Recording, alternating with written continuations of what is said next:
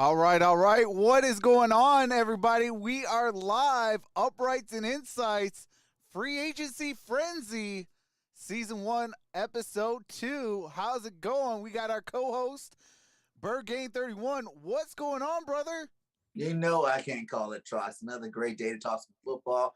Free agency moves are going left and right. I'm excited to get into it. Hey, absolutely. Man, did we get a bombshell come just before we went live? Obviously, if you been living under a rock a little bit, is Von Miller going to the Buffalo Bills? Woo. 6 years, $120 million. Bird Gang, what is your thoughts on Mr. Von Miller, two-time Super Bowl champ, going to Buffalo? Man, I thought for sure Vaughn was going back home to Denver. Like I was like, you know what? Russ is over there. Vaughn's probably heading back over there. But it seems that Vaughn wants that bag.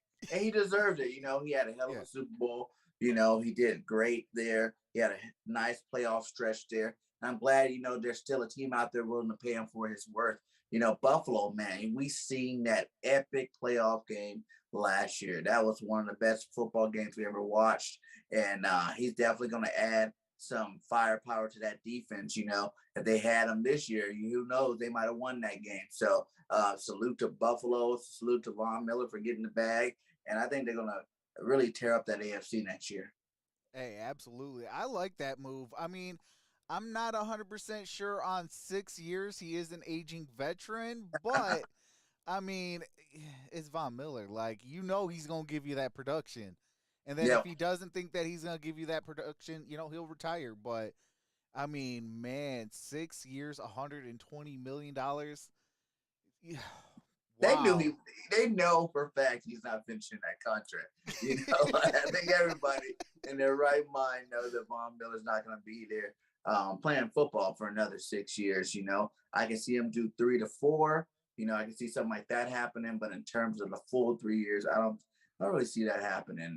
But like I said, this is final stop for sure on that train, and it's going to be worth it. He's going to put out his best effort, to keep being a productive player. And I know for the next 2 years he will be. The Von Miller didn't get hurt last year, and he played a great. He just plugged and played him on that Rams defense. I know he had guys like Aaron Donald on that defense. Leonard Floyd on that defense and stuff like that. But the Buffalo defense is nothing to scrounge at. You got a lot of studs over there, and he's definitely gonna put his mark on that defense once he gets there. Absolutely. I mean, that Buffalo defense is no slouch. Like, I mean, they went head to head with the Buffalo or with the Kansas City Chiefs. Like you said, like that game to me, it was like game of the year written all over it. And then the way it ended, it was just like, if Von Miller was there, it wouldn't have happened. And Mm-hmm. now we're gonna see, Von Miller's there. Now is that gonna happen? I do want to send a little shout out first. We got Mello in the building, KGJJ 1200, Serious Biz, Bay's in the building, L76, Travis Doyley's in the building, Linda B's in the building, Season Oreo's in the building, Chrome, Richard Carr, Mrs. Bird Gang is in the building. How's everybody doing today? We got Hatter's House 710 in the building. We got GGH in the building. What's going on? Says hi. Chris Casball, how's it going? How's everybody doing today? But man, I mean, that is and then they didn't just stop at Von Miller. Like they went out and got a 1 year contract with OJ Howard as Yes. well. Mm-hmm. A lot of people they forgot a little bit about OJ Howard and the Tampa Bay Buccaneers. Obviously, when you have Rob Gronkowski, it's a Mm-hmm. little hard to remember him. What's up, Nine Drinks? It's a little difficult to remember him. And he was what was he, a first round draft pick or a second round draft pick? Yeah, something like that, and like you said, when you got a guy like the GOAT, Rob Gronkowski over there, people forget that this guy here, they had really 3 tight ends over there. That Yeah. Cameron Brace, no slouch Yep. either. He's a great blocking back, and he also made plays. A lot of those games you thought you're going to see, Gronk or OJ be the guy and Cameron's the guy getting all the touchdowns. He knew how to sneak his way on the field and make sure he made plays once he was there. So I think it is going to be a loss, especially if Gronk doesn't go back to Tampa Bay. But for Buffalo, man, they already got a good tight end there. Yep. Knox, I'm a huge Knox fan. Yep. That's an up and coming Knox. that's an up and coming player that I think is going to do big things. To pair him up with OJ Howard. Now you got two targets that you can go to. OJ's gonna be hungry to make some plays since he didn't get to make too many plays last year. So I think, man, the sky's the limit right now for them Buffalo Bills. They're moving fast and they're upgrading their team at a fast rate. So we'll see if they can get that run game going a little better. Then maybe they can go a little bit farther this year. Absolutely. It all starts up in the trenches. Like games are won and losses in the trenches. If you have a good offensive line, a good defensive line, your quarterback's going to be upright. You're going to have holes for your run game. You're going to have, you know, passing lanes for your quarterback to throw to and things like that. So it all really predicates on that offensive line and obviously the defensive line. Ray Lewis, a Baltimore Raven, one of my arch rivals, being a Steeler fan, I love what he said. He said, if it wasn't for the guys in front of me talking about the defensive line, I would not be able to be where I needed to be at and be the person I can be and the teammate I can be. It makes my life so much easier when you have a defensive line able to do their job properly and at a high level, because now the linebackers could be in their positions properly and able to play at a high level. And then that trickles onto the back end of the defense, your corners, your safeties, things of that nature. It just, when you have that offensive line and defensive line just playing at a high level, it just trickles on down to the field on all different types of positions. And, you're able to really move the ball and stop the run and play man-to-man coverage and things like that, where you're going to be throwing a different, look at a quarterback and different, scheme wise, to where, hey, you might think I'm right here and I'm going to be throwing right there, but guess what? I know you're going to be going over there, so I'll be able to get over there and make that play because I already know where you're going to be at, compared to where if everybody's not on the same page and not playing at a high level, you're going to carve up that defense. You're going to carve up that offense and things like that. What's up, Tracy Love? Yeah, it definitely starts in the trenches on both sides. That's where you get your meat and potatoes of your offense and your defense. You got to have talented players there doing their job at a high level, like you said. And it's becoming in terms of weapons, man. The NFL becoming how many weapons can you get on your offense? Like you said, like if you whenever you got those teams that only have like one or two targets that are high, you always got the chance of them getting locked down when you got a good defense coming in there. But when all four of your passing weapons are, threats to make big plays, and then you also got a nice running game to complement that, the sky's the limit for your offense. So the fact that they got OJ Howard over there, Von Miller on that defense, they just added both sides of the ball. That's going to take them that much farther. Because they're already a hard team to stop. Josh Allen's looking great out there. Slanging that rock to give him a whole nother target. We've seen what his third stream can do in that playoff game, having like a career playoff record game.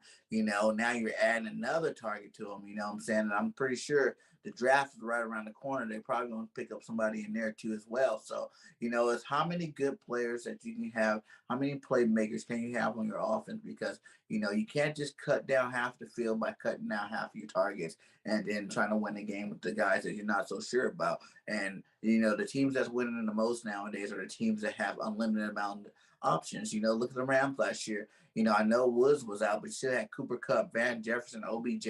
You know what I'm saying? Like, those are legit studs, that can go out there and make plays. Then your running back, you got three, Henderson Jr., Akers, and then you brought over Sony Michelle. Like, that's a lot of options to go to. It makes the job easy for the quarterback. Matt Stafford just had to pick his poison. Who do you want? Not mess up. Just don't mess it up, because now you can throw it to anybody. You got that certain comfort level. You got that comfort level. Most quarterbacks used to only have comfort level with like one or two receivers, or a receiver and a tight end. But now your comfort level is just so spread. Like, I can literally throw the ball to anybody out here and they're going to make a play. I don't have to stick down and lock into one player or whatnot. I can just do my thing, read the defense like I need to, and just get the ball to whoever's open. Hey, that's all facts. That is Mm-hmm. all facts. And having, the two tight end set, I mean, that helps a lot. You're going to have Stephon Diggs, you have Dawson Knox, you have now OJ Howard, you have a two-headed monster with Devin Singletary and also Zach Moss. Mm-hmm. They only need maybe two wide receivers. And don't forget Emmanuel Sanders. I don't know if he's a free agent or not, He but retired. oh, he retired. Oh, so he's Yeah, done. But yeah, then Gabriel Davis, yeah. Gabriel Davis. he stepped up. You got to fill those shoes, big guy. You want to go Oh make a yeah, game like that in the playoffs? You got to come bring it back next year and roll that back if you want to, build a career there because that game can be a one-hit wonder for you in your career, or it'll be over fast for you. Like you can't put that kind of attention on yourself and then not back it up in the next season. So they got two pretty good receivers. Like I said, Emmanuel Sanders retiring. I didn't hear about that one. That was my fault. But yeah, to get one more, go out there and grab you one more. The draft is full of talent, in terms of wide receiver position. You can get one in the second, first, third, what I'm saying? It doesn't even really matter right now. There's even small school guys that are electrifying, but they're not going to get the hype because they are small school guys. I know South Alabama got a guy, Jalen Tolbert, man, who was the WAC player of the year. This guy's electric. But you don't hear too much about him right now in the draft just because he went to South Alabama. Who's South Alabama play? Who yeah. do they play? I can't even tell you who they play. But the bottom line is, if he's confident like he is, what I'm saying, if he comes in there and do what he can do, man, that guy has unlimited talent. So that's what they got to do. They got to go get one more piece to that puzzle. Maybe if they could upgrade any parts of that offensive line, that'd be great because the running game hasn't been as effective as you expect it to be Yeah. with backs like that. So I don't know if it's more of the offensive line. I don't know if the backs having down years. If it is the backs, then hey, this group of running backs coming out this year, you can go plug and play another one. You got the Cooks out there. You got this Walker the third. You got Isaiah Spiller. You got some really nice running backs coming out of this draft. Make sure you upgrade that, and the Buffalo Bills to be complete. And when you got a complete team, it's just come down to coaching. After that, if your coach can't call up the right game plans, you're gonna lose some games. But with the weapons they got, man, woo, I feel bad for the AFC. Really, the AFC has had an off season in general where all these teams are upgrading to the point where it's like, hold on, wait a minute, are the NFC going to get a Super Bowl anytime soon? Like because the way these guys are rocking. I'm glad we got one this year, but it might not be another NFC Super Bowl for a minute. The Rams have obviously, losing players left and right. Tampa Bay got Brady back, but at the same time, it's like they're not going to be as complete as they were. I know that JPP and Dominican Sue are trading pieces because they were not going to be able to paying Godwin this offseason. Going to go get a guy like Justin Gage, and then also re-signing Tom Brady. I'm saying, having Tom Brady back again. So it's just like the NFC's going to have to put that work in this year. They want to win a Super Bowl, but the AFC, man, the competition is just fierce. Absolutely. Especially what is that, the AFC West? I mean, they got a Woo! lot of quarterback competition there.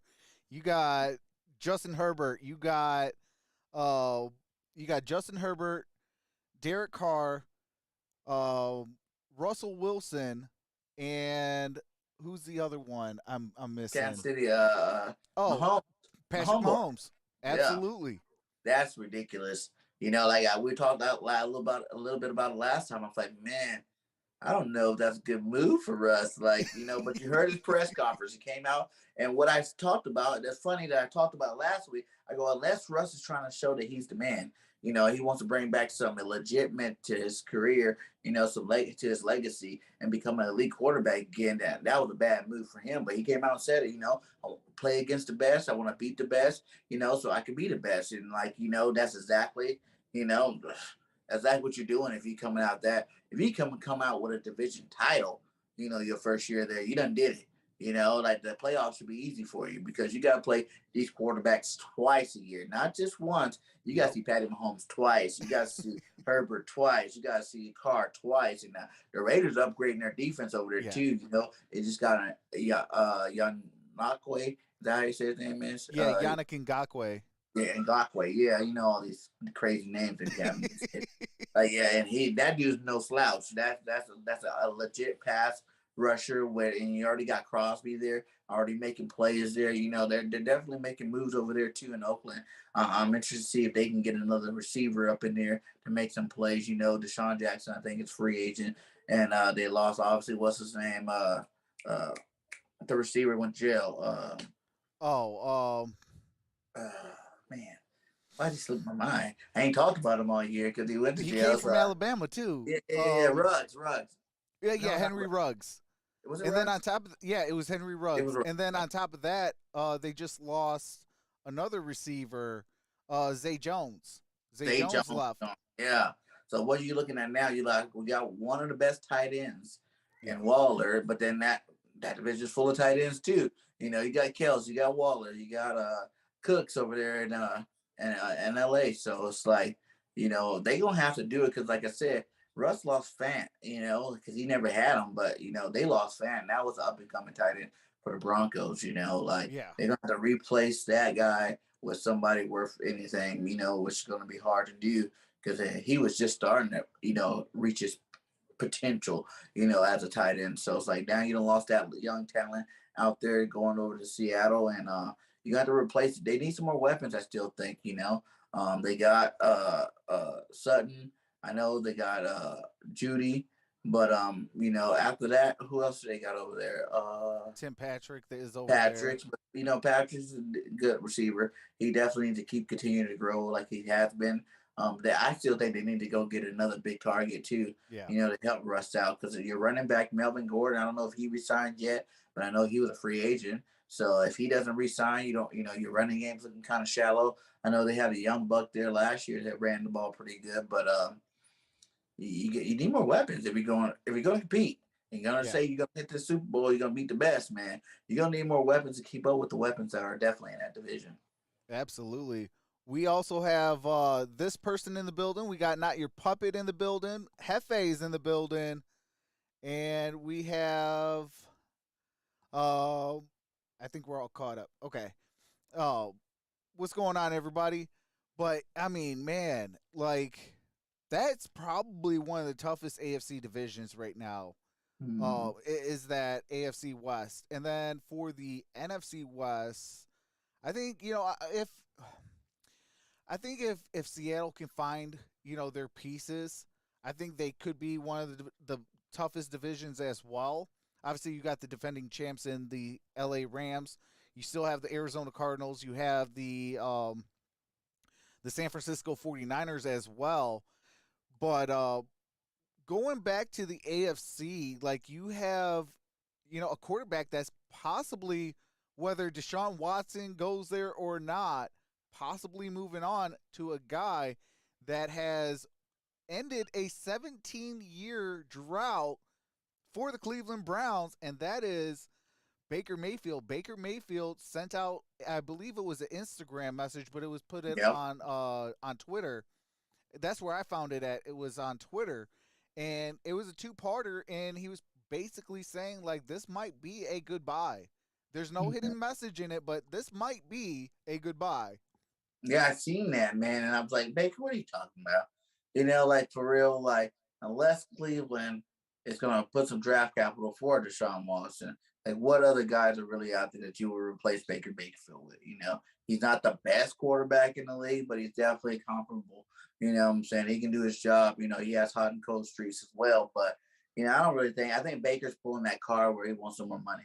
Like that's what that seemed like. That's what Aaron Rodgers did. What I'm saying? Oh, guys, this might be my last time here. And then that's how you got a 6-year, $200 million contract sitting there. And it's like, okay, I guess I'm staying, So I think Baker's really playing his card there to see if the team really wants him, like he has up and down play. Baker not really, I don't think he should be too money hungry. His play doesn't show that he should get paid like an elite quarterback, but he definitely should get paid a decent amount. And I know he's making his commercial money, that advertising money all day, everything, because he's in all kind of commercials. So he ain't broke. He ain't broke, but I can see him making this play to try to, really tell the Browns, what are you guys going to do with me? Are you guys going to give me some more money? Are we going to build this team the way I need it to be built? Landry's on his way out the door. Did they release him already, Landry? Or Yes. Yeah, Yes. they're really Yep. floungy, and all he did was give me Amari Cooper. You know what I'm saying? Whose play hasn't been the same since he got the bag. Like Yeah. we got that whole theory of once you get the bag, you know, your play kind of slipped, and Oh that's yeah. what the Cowboys were dealing with Amari, and that's why they traded him off, and re-signed Gallup, and Wilson left over there. But man, he can't do it by himself. We go back to the weapons. How many weapons you got? You got one of the best running games in football, two of the best backs in football, and Hunt and Chubbs. Like that's amazing now. But what about Baker and his passing game? Yeah. OBJ left, Lounge left, and all you did was replace both of those guys, which I arguably could say, probably are even better than the way Coop's been playing lately. You know what I'm saying? Like OBJ definitely plays better than him now. I know OBJ's hurt, but what are you going to do for your quarterback? And then maybe that's the real reason why you probably want to leave. Like, okay, guys, you guys took away my targets. My targets are all gone. Then you replace them with this guy, and then they're I heard both of their tight ends. Hooper's looking to leave if he hasn't left yet. And Yeah. Doctor, Hooper was released earlier today. yeah, Hooper's leaves. And then was it David Ajobu or what's his name? He got franchise tag. David Njoku. Oh, he's saying. Yep, he got Okay, franchise tag. still, like one tight end is not gonna do it. Well, they still Like, have Harrison Bryant as well. They got a two tight end set. I like both of those guys. over I two. would like to, I would like to see David Njoku kind of take another step up. I think right now I feel like Harrison Bryant is outplaying David Njoku, and Harrison Bryant, I believe, was like a mid-round draft pick compared to David Njoku, who was at least a first or second round draft pick. Yeah, people been waiting for Joku to do it. Yeah, I'm one of them. I thought this guy was a super stud that's going to yep, start tearing up the league. I think he had that one good year 2 years ago where you're yep, like, okay, this is going to be your next star tight end in the league. And, Cooper went over there, took some plays away from, like you said, Brian's over there now. So he hasn't stepped up to the plate. They franchise tagged him. Hopefully he can take that money and step up to the plate. Maybe it's because the room was too crowded. And now, yeah. it's a little thinned out. So let's see what he can do. Like I said, like in terms of tight ends, who do you got? I mean, not tight ends, receivers. Who do you got? You got Cooper. You got Peoples Jones. I Yep. think he's still there. But besides those two, like there's no real threats. You Yeah, know, Anthony Schwartz is still there, but after that, it's like they just got rid of Rashard Higgins. They got rid of uh, Jarvis Landry, and then obviously last year they got rid of OBJ. That's three top tier targets yeah. that they just lost, and all they replaced it with was the Amari Cooper Mhm. acquisition. Yeah, and that's money too off your books. Yeah, He ain't cheap. He ain't cheap. Keep coming with a tag. That's why Dallas probably happy they don't pay him no more. But yeah, get out of here, Coop. But it's another move too, like kind of like the Russell Wilson thing. This is your chance, Amari. yeah, You seen CD Lamb take your spotlight. You watch, Gallup take your spotlight. Even Cedric Wilson last year came in and yeah, played, balled out. Was doing better than him. So this is your chance. If you say you that dude, you deserve this money that you're getting. You're on a team where you are number one. You're back in the spotlight. This is your team to lead. Can you do it? That's yet to be seen. We have to see, wait till this season and find out. But I don't know. I think it could rejuvenate his career. Maybe they go out and go get a Julio Jones who just got released today. You know what I'm saying? Like Julio Jones not a Titan, but his problem is he can't stay healthy. But I could see teams taking a flyer out on him too as well. So like they definitely need more targets. I would say that. You got the draft.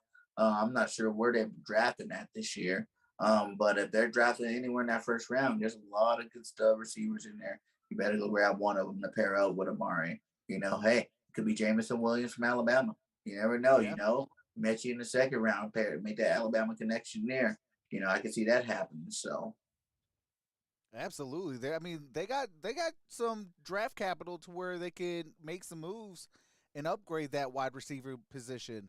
mhm, They're gonna have to do something because I mean, when you got Baltimore getting healthy with that run game, with all the weapons that they have, mhm. they're starting to add some defensive players. They're adding some offensive linemen and things like that to where they're going to be a force to be reckoned with. Then you got, obviously the AFC defending champions and the Cincinnati Bengals in that division as well. Yeah, They're going to be a little bit hungry and have a little chip on their shoulder because they didn't walk away with the Super Bowl. And then obviously you got the Pittsburgh Steelers. I mean, say what you want, but I mean, hey, we just got Miles Jack. Miles Jack just signed, Ooh, and okay. then yeah, that news came just prior to us getting on, and then who else? We went out and got a bunch of offensive linemen, probably one of the best guards in free agency, and James Daniels off of the Mhm. Chicago Bears. Now, Yeah. as a Lions fan, your boy is ecstatic. I ain't got to see him blocking for any quarterback. I'm like, yes. And then he Yeah. goes on to my other squad, the Pittsburgh Steelers. So I'm Yeah. like, okay, let's go. Well, They beefing up. What's let's that? talk a little about Pittsburgh. You guys also went out there and got Mitchell Trubisky. Yes, Is this sir. the guy or he the bridge? You know what? I think he's gonna shock the world. I don't think he's a bridge guy. Because I think that it's a little difficult because it's like with Mitchell Trubisky, like he might have been the bridge guy if Malik Willis was still available, but Malik Willis might be gone with the sixth overall pick.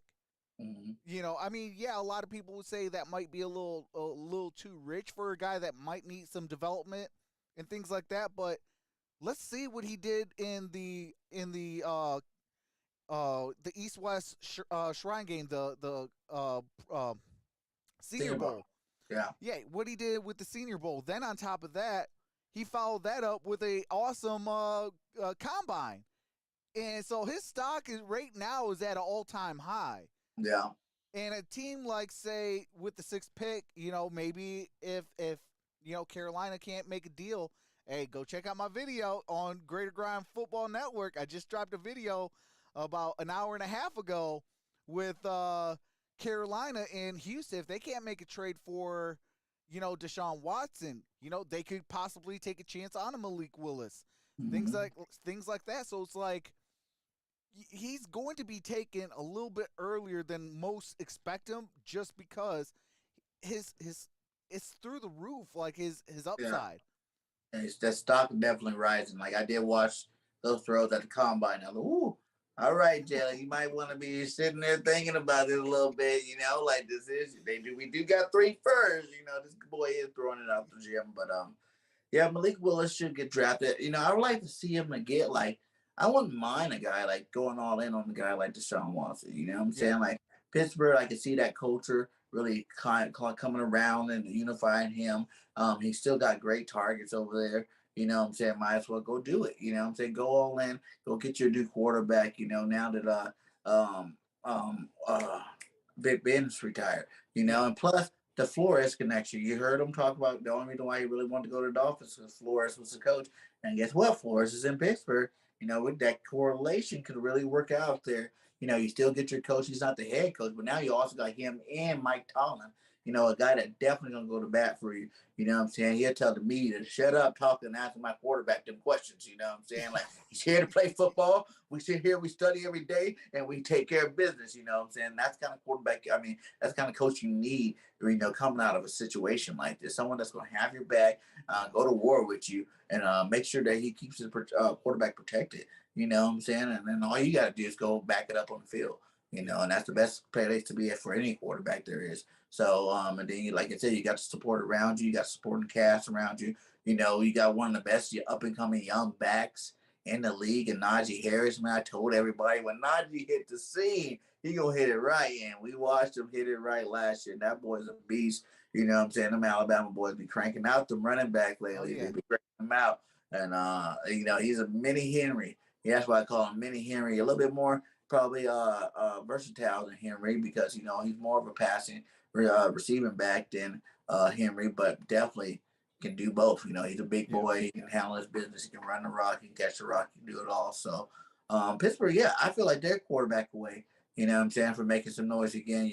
Big Ben had a decent season this year. Could have been better. Yeah. But he knew it was at the end of he was at the end of his rope. He knew it.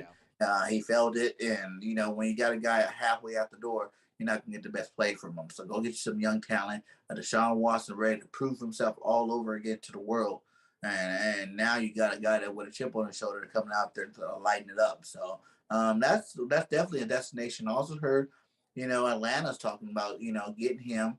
That's supposed to be a deal that's kind of in the works there. Getting Deshaun Watson and trading Matty Ice to the Colts. The Colts Yeah, need a quarterback, and obviously Texans aren't trading Deshaun Watson to the Colts because it's interdivision. They don't want to play him 2 times a year. But I can see exactly. something like that happening where they can kind of get a nice quarterback to intel in, kind of like they did Philip Rivers.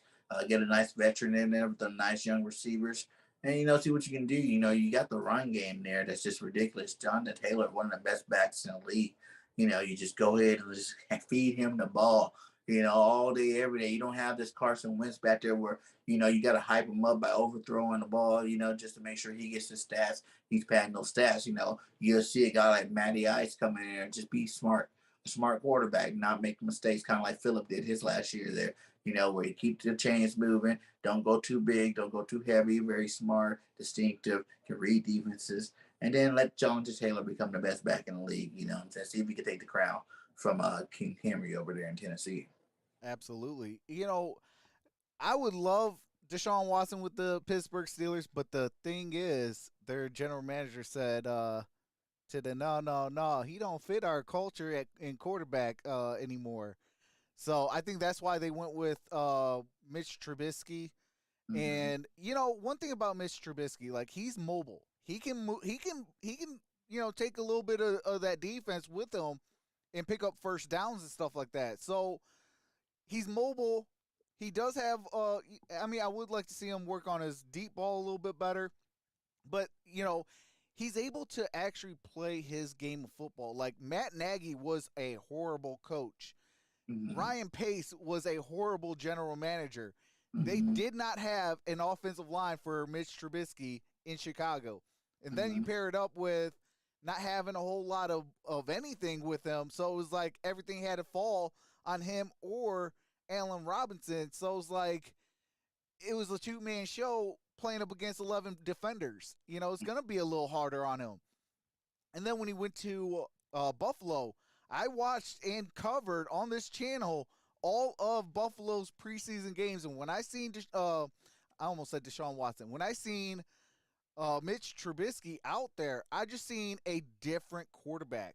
Like I Mm-hmm. didn't see that same quarterback of the Chicago Bears.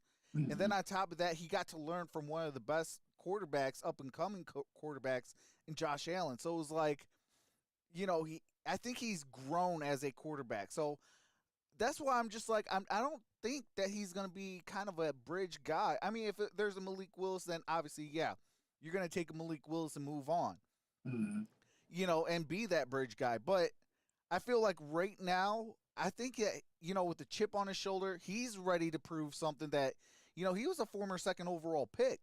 The Yeah. Bears traded up, passed on a Deshaun Watson, passed on a Patrick Mahomes for Mitch Trubisky. I mean, obviously, as a Lions fan, we all joke about it and laugh, with the Bears about it. But real talk, like, he kind of warranted that second overall pick, in short sight. But obviously, now with hindsight, it's like, okay, well, yeah, I would rather have a Deshaun Watson. I would rather have a Patrick Mahomes, Mm-hmm. in retrospect. But at that time, it was like he was warranting that second overall pick. And they just never built around him. Like you had one wide receiver. Like going back to what we were just previously saying, is like, what were their weapons? Mm-hmm. They don't really have a whole lot of nothing. Yeah, and a lot In of people don't, Chicago. and a lot of people don't realize that. We put a lot of uh, back quarterback tags on a lot of these guys. They don't realize, usually if you're drafting top 10, that means your team didn't play very well. You know what I'm saying? You're on a not so good football team. So these guys are getting stuck with being on these teams that are trash.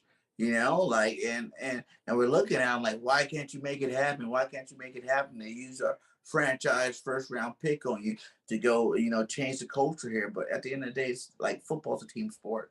And Yeah. a lot of these quarterbacks, they get it. They're stuck on these bad teams for 6 years, and then they never do nothing. And you're wondering, like, what's going on here? Like, why aren't you doing anything? And it's like, come on, did you not see the team they play for?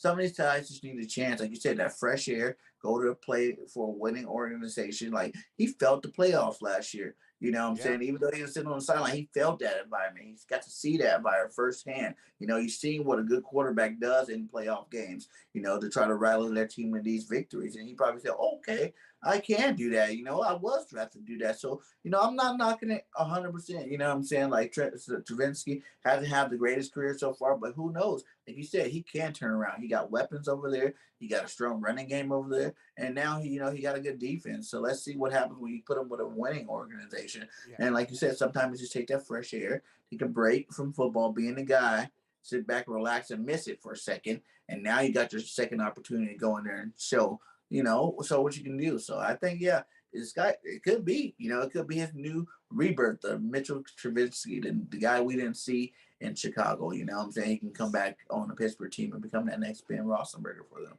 Absolutely. You know, and that, on top of that, we gotta mention also he has Mike Tomlin, one of the best coaches who gets the most out of his talent. Mm. You know, he's gonna make sure Mitch is well prepared. If not, he's not gonna be playing. Like, even Facts. though he's the guy, he's not gonna be able to play Mm. because that's how Mike Tomlin is. Like, he's gonna give you the keys, but you gotta show like, hey, look, I'm that guy. Each and every single play. If not, you know, they will move on from me. You know, Yeah. I mean, Chicago did make the playoffs twice with Mitch Trubisky. Obviously, we had that world's famous double doink that game with your Philadelphia Eagles. Yes. Yep. Yep. You Knocked know, him.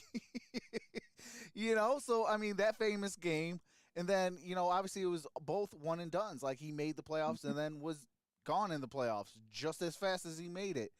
You know, so it's like he kind of has that chip on his shoulder. And then, like you said, he went to a winning organization with the Buffalo Bills. He got to Mm-hmm. see Josh Allen. You know, and Josh Allen kind of took him under his wing, but like, hey, look, this is how, you know, we got to do it as starters. This is how we got to, you know, get our guys involved and stuff like that. And Mm-hmm. I mean, look at what Josh Allen did. You know, probably pound for pound one of the best in the game when it comes to, you know, top tier athletes. He's no Aaron Rodgers just yet, but Aaron Rodgers better watch his back because he's going to be creeping up on him. I really think the NFL is turning towards that, you know, where it's like we're starting to see some of these old guys retire or, you know, think they're going to retire and come back for one more year or 2 more years. Who knows with Tom Pull Brady? that Tom You know, Brady. pulling the Tom Brady, but like these, it's the year of the young quarterback. Yeah. You know, now we need that next batch of 10 solid elite quarterbacks coming through. And you're starting to see them form. You know, you've seen Patrick Mahomes get the fat contract, and he's already shown you that he's elite. He got elite talents, you know. But even Patrick took three years, you know, before he actually started really doing it. You got guys like, you know, like you said, Josh Allen, Herbert. You know, these are young studs. What's the dude name in Cincinnati? Joe Burrow. Burrows.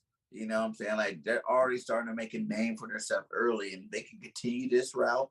You know, and who knows? You know, the Hurtses of the world. You know, he gonna have a good offseason. You know, work on some of that stuff that he messed up on. Now you got a dual threat that's actually putting up 4,000 yards, rushing for 1,000. Now you got an elite quarterback. You know, the Lamar Jackson is getting better every year. You know, in terms of passing wise. You know what I'm saying? So the league is it's kind of turning its hand and showing you that we are about to roll in a whole new set of elite quarterbacks. It happens all the time. You Oh, know, yeah. it's happened the whole year. Every year we done. I've been watching football every 10 years. You get the new wave, and like, well, this is the new wave coming, and let's see how they lead this league. Absolutely. That's all facts. Like, you know, like you said, every 10 years, there's ushering in, you know, bigger and better quarterbacks. It's just like, whoa, where did this guy come from? Like, what has he been eating growing up? You know, things Right? like that. You know, it's just like, holy smokes, you know, but it's like, man, you know, I really hope that this is going to work because, you know, I know Mason Rudolph is not the answer. Like, Yeah. I can't wait to get, hey, when he gets that baggage and not the bag, you know, just the baggage, I Yeah. can't wait to, you know, see him out the door because, I mean, it's just like, you know, Myles Garrett kind of punked you. You know, other teams are kind of punking you, things like that. Not as great as Myles Garrett, because that one was holy smokes. Like he The took his bad. helmet and smashed it over his head with it. Like who Yeah. does that? Yeah. And real talk, he hasn't been the same ever since. Like ever No. since that hit, he's never been the same. Like he was formidable, as a solid backup quarterback. Now it's like I feel like he just lost everything. Like now he's third, fourth, fifth stringer. And I feel like Dobbs can even overtake, Mason Rudolph. Mm-hmm. And then let's not stop on what's his name? Dwayne Haskins as well. They got over there. And Haskins was another one, went to Washington. They weren't that good a football team when he was there. Yeah. He had a promising career. Does he have all the skills it take to be elite? No, probably not. But what I'm saying, having a guy like Mr. Trubisky that's in his sight, we're like, you know what? I might be able to take this job. You know what I'm saying? Like it's gonna bring competition in that quarterback room and gonna make Mitchell Trubisky make sure he works for that spot. And you never know what kind of play you got. All he needs is like just any one play that quarterback's out, you're in. So it's like you always got a chance. And Mitchell Trubisky's been out a couple of times too. So you never know. It's like, if I was asking about if you want to make a mark too, you make sure you're sitting there in that backup role, ready to roll. You know what I'm saying? That's going to be the best way for him, to develop. The more you develop is the more you play. And the more you're back up at a young age, the less chance you're ever going to be a starter. So I look for him to fight this offseason and see what he can do. Absolutely. And here comes the money. Here we go. Money talk. Here comes the money. Here comes the money. Here we go. Money talk. Here comes the money. Yes, sir. DJ Shark is a Detroit Lion. I personally love it. Like, he was so underrated with the Jacksonville Jaguars. Now with a fresh, like we've been saying, fresh air, a new city, things of that nature. Like, I feel like he could revamp that career that he was highly touted coming out of college with. His first year, it was underwhelming. He became a special teams ace. Then he had a breakout year, became a Pro Bowler, and then kind of fell out of favor again last year. So it's like now this year with a new city, new team, and things like that, like I just feel like he could be that wide receiver 1 or wide receiver 2, depending on where you want to put it. Say Brown's going to be y'all 1 now. Come on, that's my guy. That's my guy. Real talk, though, he plays better in the slot. Like, if you put Amon-Ra in the slot and then you got DJ Shark on the outside, you put another outside guy, possibly the NFL draft, and then you got, Imagine you got Josh Reynolds as well. Drake London. And now you got the two bros back together again. They already love each other. What I'm saying? I got that Broham on that receiving core, man. That'd be nice. Then you got your big body. You got Shark over there. It's crazy because they had got Marvin Jones, and now you got Shark over there in Detroit. Now that situation really gonna come down to Goff. Yeah, Jared Goff. Yeah, and Goff realized, okay, you're back in a situation where they're supporting you again. You got the narratives around your name. Can you kick the narrative? Can you kick the narrative? We don't want to have Goff plays. You know what I'm saying? Like we had Stafford plays when he was there. You know what I'm saying? Like you need to show that you are, worth that first round pick. What was the number 1 overall pick? And go out there and fight for the respect of the league. Because right now people don't think too highly about him. And I think, the more talent they bring in here, it's either you got to make those plays or now they're going to think even less of you because, we just added more weapons for you. That should mean your play should definitely elevate. And if it doesn't elevate, then, you might be looking out the way, another Carson Wentz situation where you're like, hey, you're out of here, my guy. We're going to trade you or release you or whatever we got to do to get a new quarterback in here. And like now, they didn't do it this year, obviously. They know they need more talent and they're getting that talent for him. So it's interesting to see how Goff handles it, with DJ Shark. Like you said, that's a guy that definitely underrated over there in Jacksonville. That was horrible. You know what I'm saying? That quarterback carousel they had over there is not to be anything. We had Minshew, that 1 year Minshew was over there. He had one good year with him. But other than that, you had all kind of people throwing you the ball over there. And Trevor Lawrence this year, he's a rookie, making rookie mistakes on a bad team with a bad coaching system and everything. I thought Shark might even see about staying since they got WP. I'm saying? Because WP know how to get the receivers the ball. So I guess he didn't feel like that was a place for him or they didn't feel like they wanted to resign him or whatnot, whatever the case is. But, yeah, he got a new home in Detroit. he can definitely, like you said, be that number one or even the number two over there. 1, 2, I like to call it 1A and 1B. Yeah. Because regardless of where you're playing, like you're on the field, you're a Oh starter. yeah. You know, Yep. so that's gonna be nice over there. Now, like I said, Ahmad is better in the slot than he is, on the outside. But like you said, if we're doing a two receiver set, you got to have him out there. Oh Let yeah, him, oh yeah. Two receiver set, he has to be out there. Like you're just not gonna set him all out on the side because he plays a little bit better in the slot. No, he can play on the outside. Make no doubt about it. Like I'm on Raw St. Brown. I'm not a fan of the St. Brown brothers, obviously, because I got to see. I can never say his first name, like Equimnus St. Brown. yeah, with the Packers. Yeah, with the Packers, and he's just never been that guy. And so I was just like, okay, But then I'm on Rod, like he's That dude's a definitely the beast, better man. brother. Like Like he's receivers wise, USC is starting to crank them out. Yeah. Shout out to my team, USC in the building. Those guys, they really started to crank out some really nice receivers, man. Like, I know they had a stretch of bad receivers that were good there and not so good, with the Jareds and Marquise Lees and whatnot. Even like some people are on the fence about Aguilar. We drafted Aguilar, and I think he had some bad years, but he also had some good years recently. So he's working his way back into the league and making plays. So, I like to see now, you got Ahmad Rossett Brown, you got Drake London coming out, you know what I'm saying? Like the receiver game over there at USC starting to pick up. And I imagine like with the coach that they got, what's that dude's name again from Oklahoma? Lincoln Riley. Oh yeah, Lincoln, produce a lot of more stars. I've already see top recruits changing where they're going. They're starting to go to USC again. He's gonna bring that that fight back to USC that we need over there, and he's gonna keep cranking them out because you're gonna always have a good quarterback there. With Lincoln Riley there, he's been cranking out these first round quarterbacks left and right, and we still got Rattler coming out again, and then that the list is gonna continue to grow, I think. And when you got a good quarterback, you gotta get those good receiver prospects, and we're gonna start seeing some studs come out of USC from here on out. Absolutely. We got another $4.99 super chat from. Oops, hold on. Okay, come on. Is it broke now? Hold on. What happened? All right, hold on. Here comes the money. There we go. Here we go. Another Money $4.99 talk. super Here chat. comes the The money. Pass Here comes the Master. money. Here we go. Money talk. Here comes the money.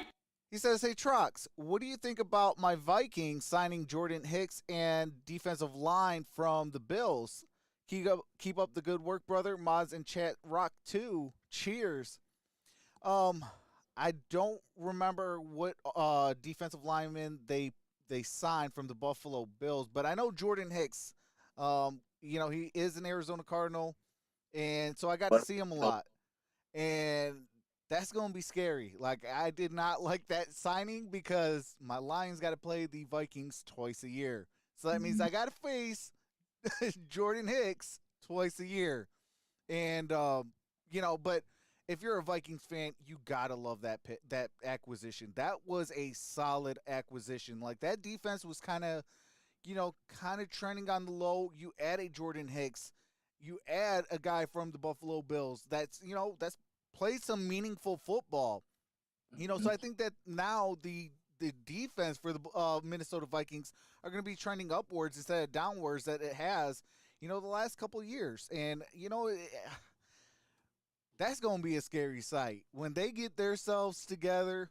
And I'm a firm believer, like, they got to get rid of Kirk Cousins, not give him a extension for a year of $35 million. Right. But I feel like, once they kind of move on past that, get a franchise guy, maybe make a trade for a Deshaun Watson or something like that. Mm-hmm. Things of that nature where you could get the ball to probably one of the best up-and-coming wide receivers in the league in Justin Jefferson. Then you got a Delvin Cook. Then you got a James Madison and things like that. So it's like, huh? A Thielen. Oh, yeah, and Adam Thielen as well. So it's like they're going to have a really good year. And, I did not want to lose Jordan Hicks at all. And on his day, I'm not sure about this year with him, but Hicks is like, he's a baller if he can stay healthy. Yeah.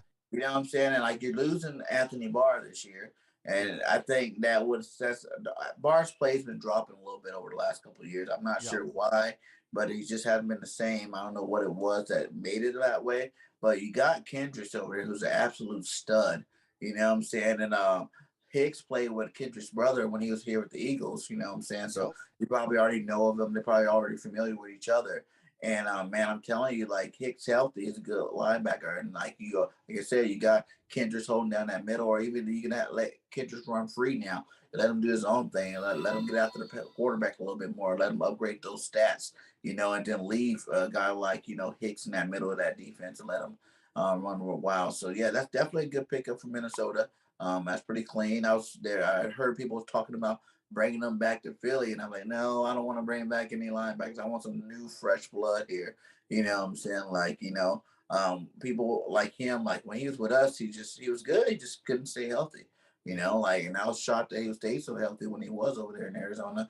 But it's like makes me think, what's in the water over there, keeping him healthy, keeping him healthy because he didn't play that. He wasn't that healthy over here with us. But that's how a lot of people are. So, good job with them. And I wouldn't even mind getting Anthony Barr. Like a resurgent, fresh air for him. May let him come over to Philly. Let him come play some football. He knows the system automatically. You can plug and play him in the system because our defensive coordinator came from over there.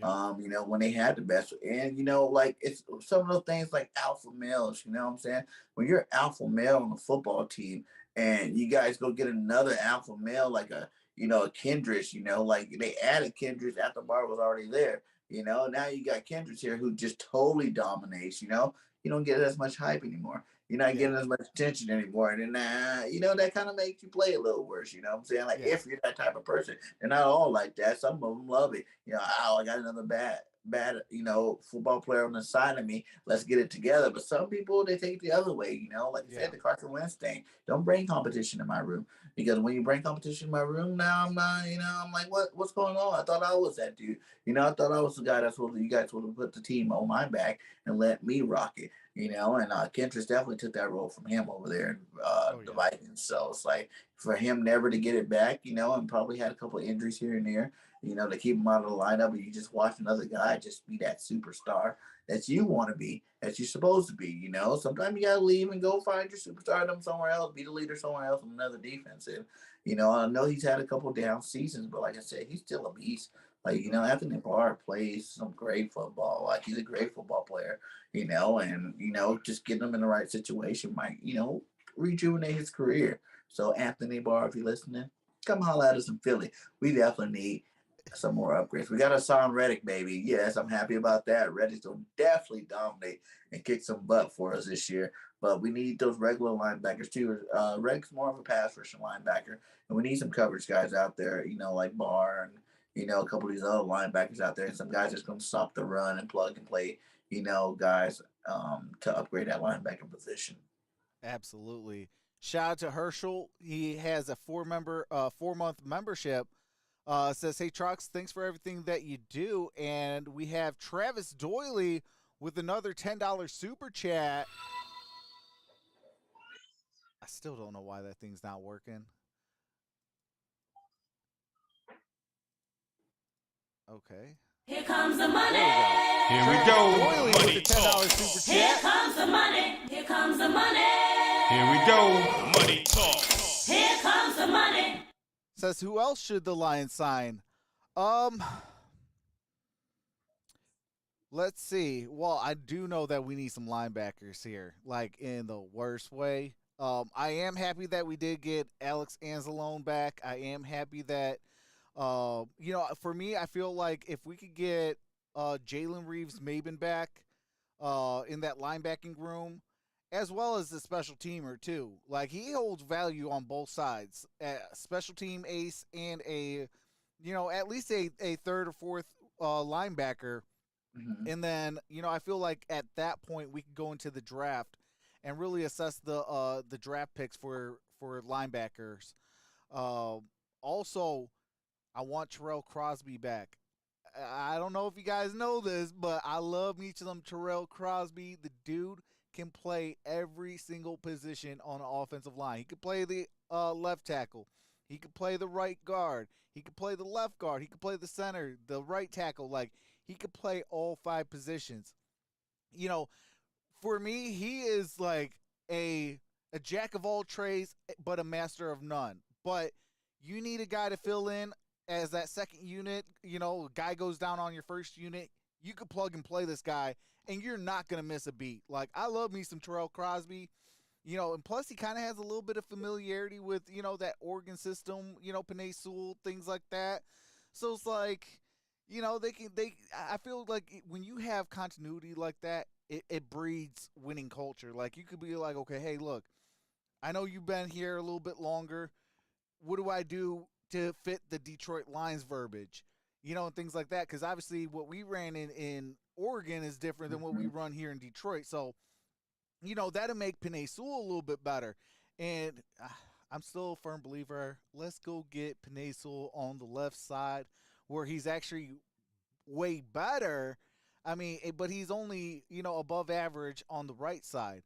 You know, it's cool to have, you know, Taylor Decker on one side and Penei Sewell, but I still feel like we need to get rid of Taylor Decker, move Sewell to the left tackle, and then we go out and get ourselves a right tackle.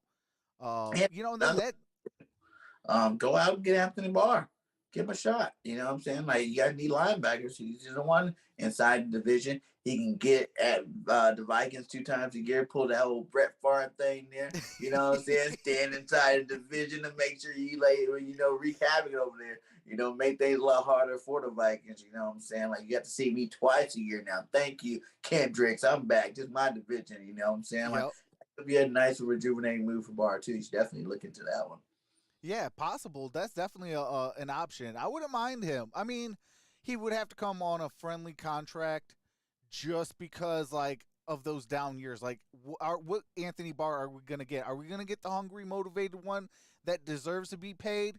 Or are you going to give the what you gave the last 2 years or even 2.5 years? Like, I'll give a friendly contract for that, you know, give you a flyer on that. But if we're going to get the guy that was the guy in Minnesota, then, absolutely, you know, go after him and pay him that bag. But, you know, I'm always a firm believer you got to be financially stable, especially, you know, you got $208 million to spend on players, whether they're past, current, or future.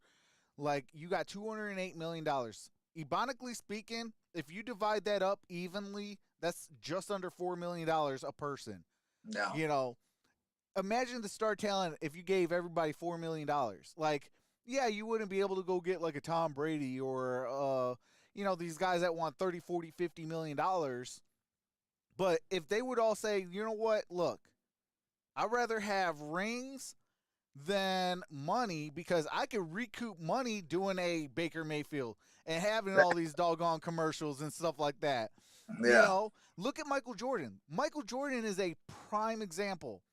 Didn't take a whole lot of money playing basketball, but look at Jordan's shoes. Like, that made him enough money. Then he had commercials. Then he had, you know, different collaborations and stuff like that. You know, a movie deal. You know, things like that. So it's like he made his money, and he has the championship rings. Tom Brady does not need to go after the bag. You know. The Michael Jordan of football. Yeah, the Michael Jordan of football. Like, give me an offensive line. I'll get you the ring. Just give me an offensive line and some weapons. Give me a defense. Give me the things that win football games. And I feel like, you know, if the NFL and some of these players would actually realize, like, look, you got $208 million divided by 53 players. If you can take at least just enough for what you need to survive, obviously just give me $1 million or $2 million. I'm good. Right. For my entire life. I'll put that into some crypto or something like that and make more money on it. Right.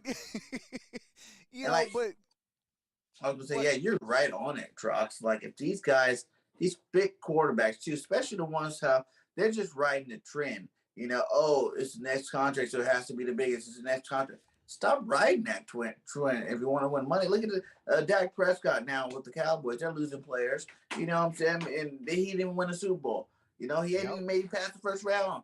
Yeah, you know what I'm saying? But now you got this fat contract that's going to prevent the Cowboys from actually adding the talent you need. You need to take lessons from the GOAT. You know what I'm Yeah. saying? And like all quarterbacks need to think that way. You know, who cares that you're top 10? You know, that money is ridiculous money. You know what I'm saying? Like, you don't need a $200 million contract. Be happy with your $80 million contract.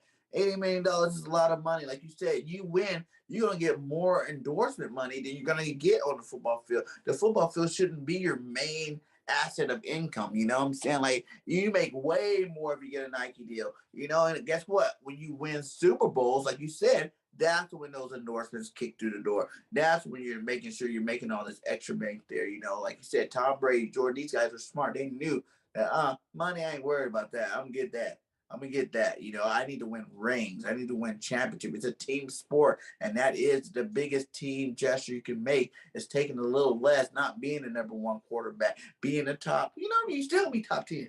You know, you're looking at 7, 8. You know, around their highest paid quarterback. Take that money. You know, and leave your team an extra $15 million. You know, with incentives, the way you sign up signing bonuses, that $15 in cap space is plenty enough to add 2 more weapons, you know, to your roster. You know, like, you know, they got to look at the bigger picture, you know, and guess what? You win more, you get more. You win more, you get more. And that's how it is. You know, you're a Super Bowl champion quarterback. You can never take that away from you.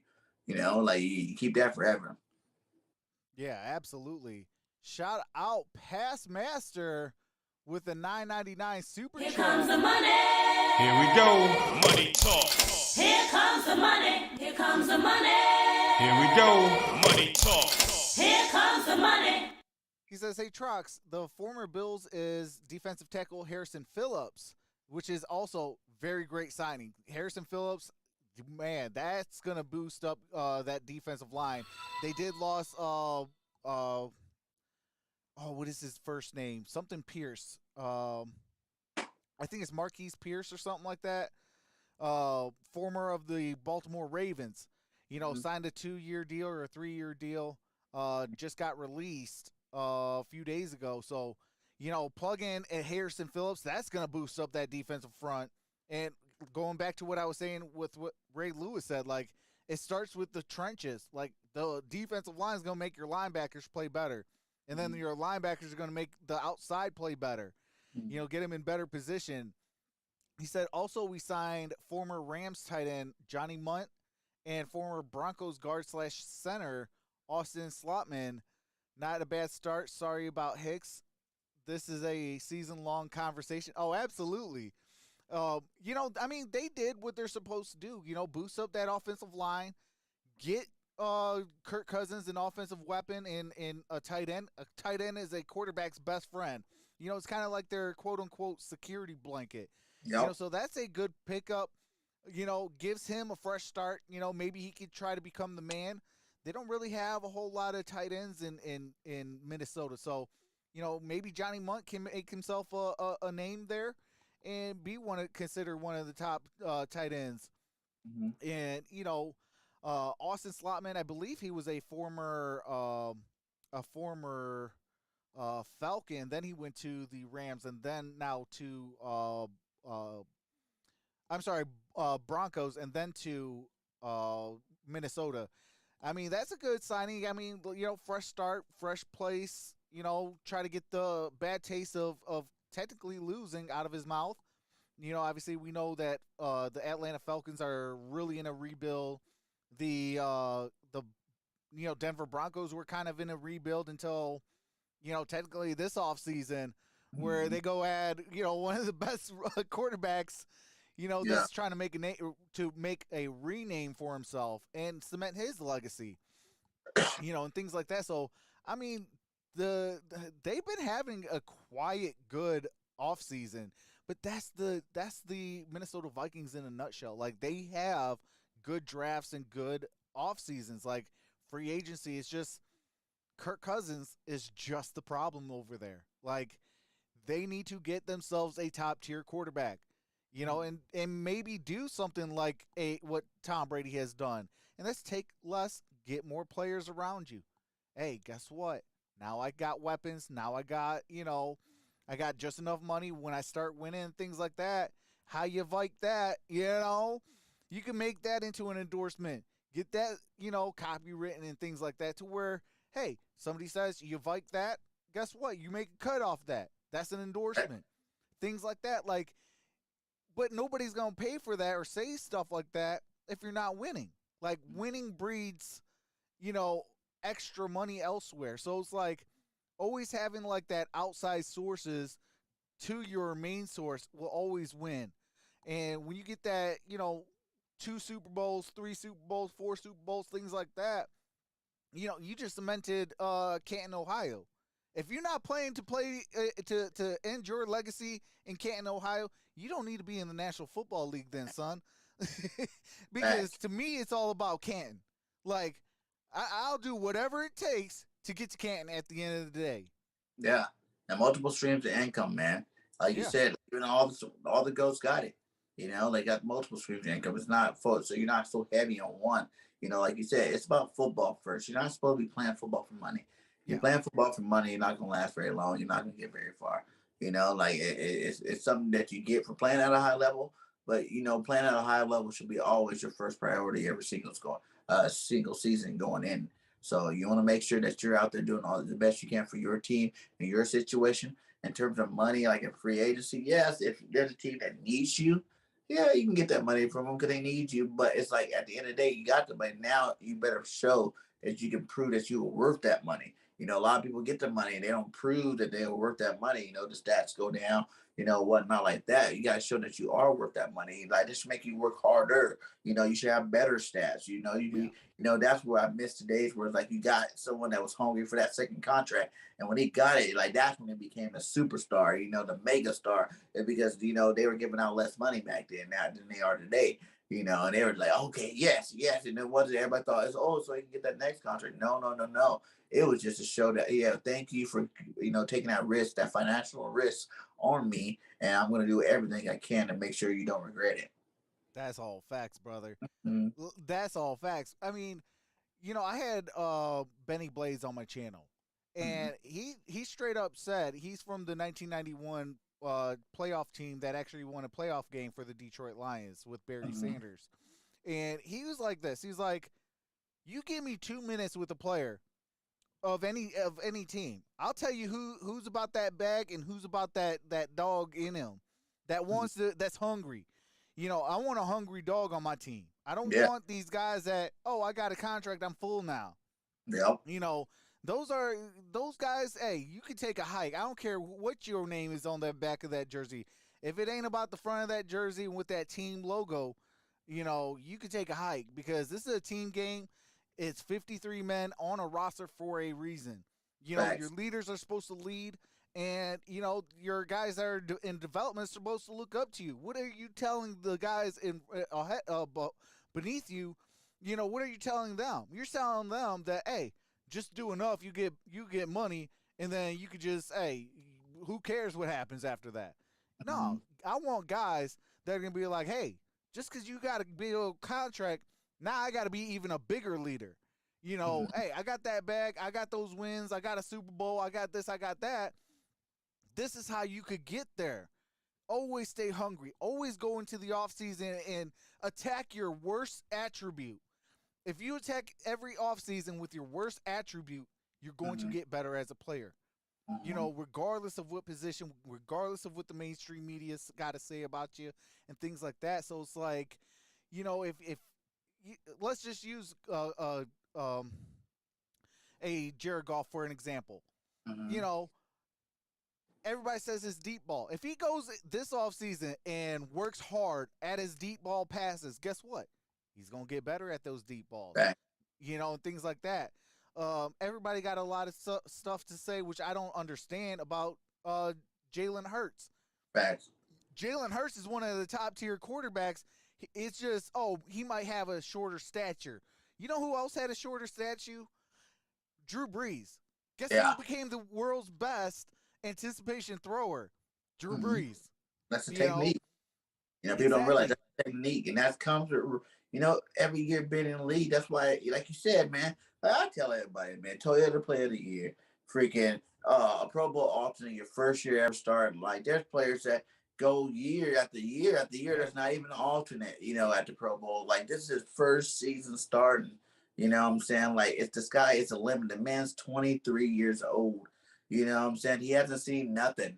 He just started seeing defenses now, and it takes those years to read them. Once you read them, like Drew Brees, yeah, he went to Pro Bowl with San Diego, but he still wasn't the Drew Brees that went over to New Orleans. Yeah. It takes two things: you developing as a passer in terms of, like, everybody say he got a noodle arm, and he can throw. You've seen him; he has the longest pass last year, 95 yards, and that was a 50-yard bomb down the sideline to Quest. Quest ran the rest, obviously, but that was a bomb. You seen the Deshaun Jackson bomb. It's not that his arm isn't lacking of the talent. It's just the read and the progression, being able to understand what defenses are trying to do to you.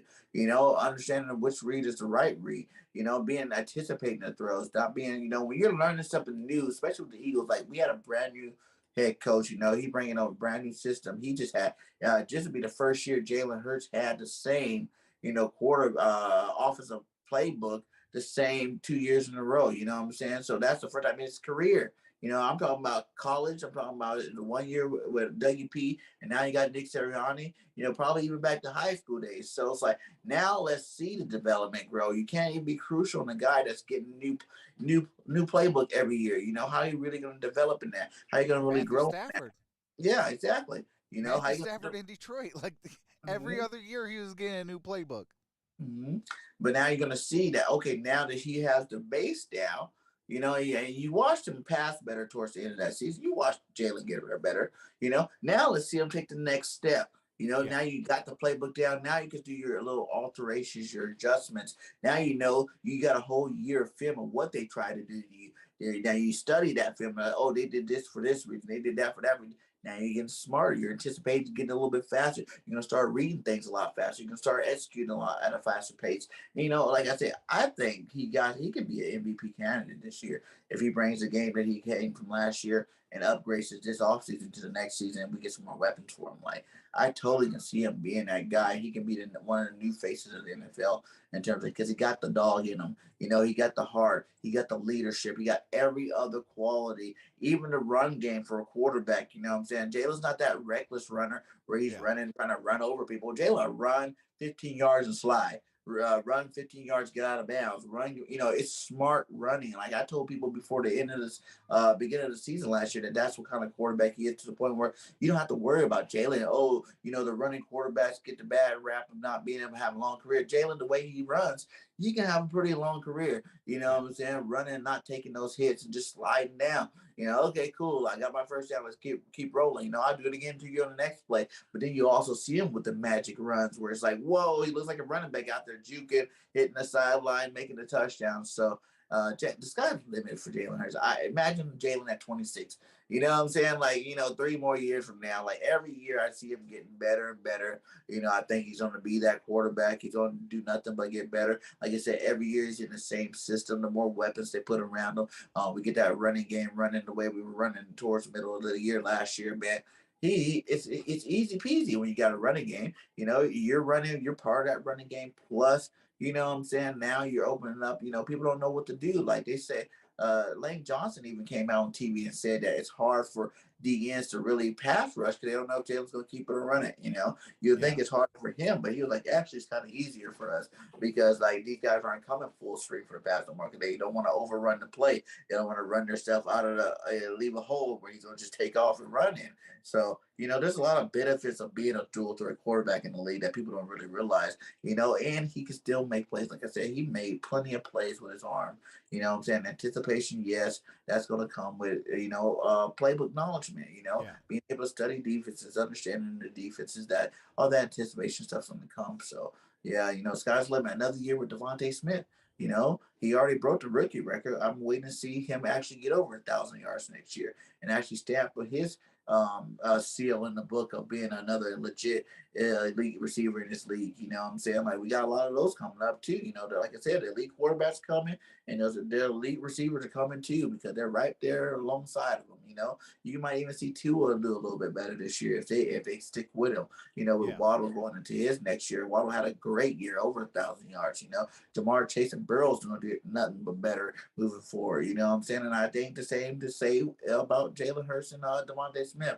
You know, add another piece to take some of that pressure off Devontae. You know, he is a littler guy, so yeah, he don't need to be getting double teamed all the time. You know, if you get double team jammed at the line from a big cornerback, then he trying to get it off. He getting out there now, he double coverage. You know, like it's gonna be a little harder for him to really succeed. So I think he needs to definitely get that other piece where they're like, whoa, which one of these guys gonna light us up today? Plus, if Quez Watkins, like I said, he was open a lot last year taking the ball. If he takes that next step, then he's gonna be a legit number 2, or even like if you got another receiver, awesome number 3. You know what I'm saying? Like either way, you know what I'm saying? I can see them definitely making that move, and getting another receiver. But like I said, I'm not even totally out on Rager. I know people are going to kill me and my fan base for that because Rager has played horribly, you know. But his mental thing again, is he going to be the Carson Wentz where you never shake the mental side, you know, where not? And to be honest, I hope not, but I think he is on that route. Because I watched some of his lives, and he's sitting there, you know, back and forth with the fan base. They're gonna give you crap. The more you give them crap back, you know, the more you show reaction to it, they're gonna give you more and more crap. So you gotta stop that. Shut it off if that's what you gotta do. Turn it off. Don't even have social media if you're not responsible enough, if you're not adult enough to understand it. You know what I'm saying? Like just turn it off because your play slipping. You're a number 1 draft pick. You need to start playing like a number 1 draft pick. We see highlights of it. We see Yeah. glimpses of it. You know, he's had some good catches. He's had some good plays, but it's like you need to put it together, and it's just all really mental. I see with him. Like he definitely needs to step it up. And Dallas Goddard too. It's time for you to be elite, my guy. I know you said you were going to do it last year, but you did have Zach Ertz there half the season. You know what I'm saying? So you only got the second half of the season started. You started getting better, but now it's time to be elite, not Yeah. just good and elite. We already know you're a good tight end.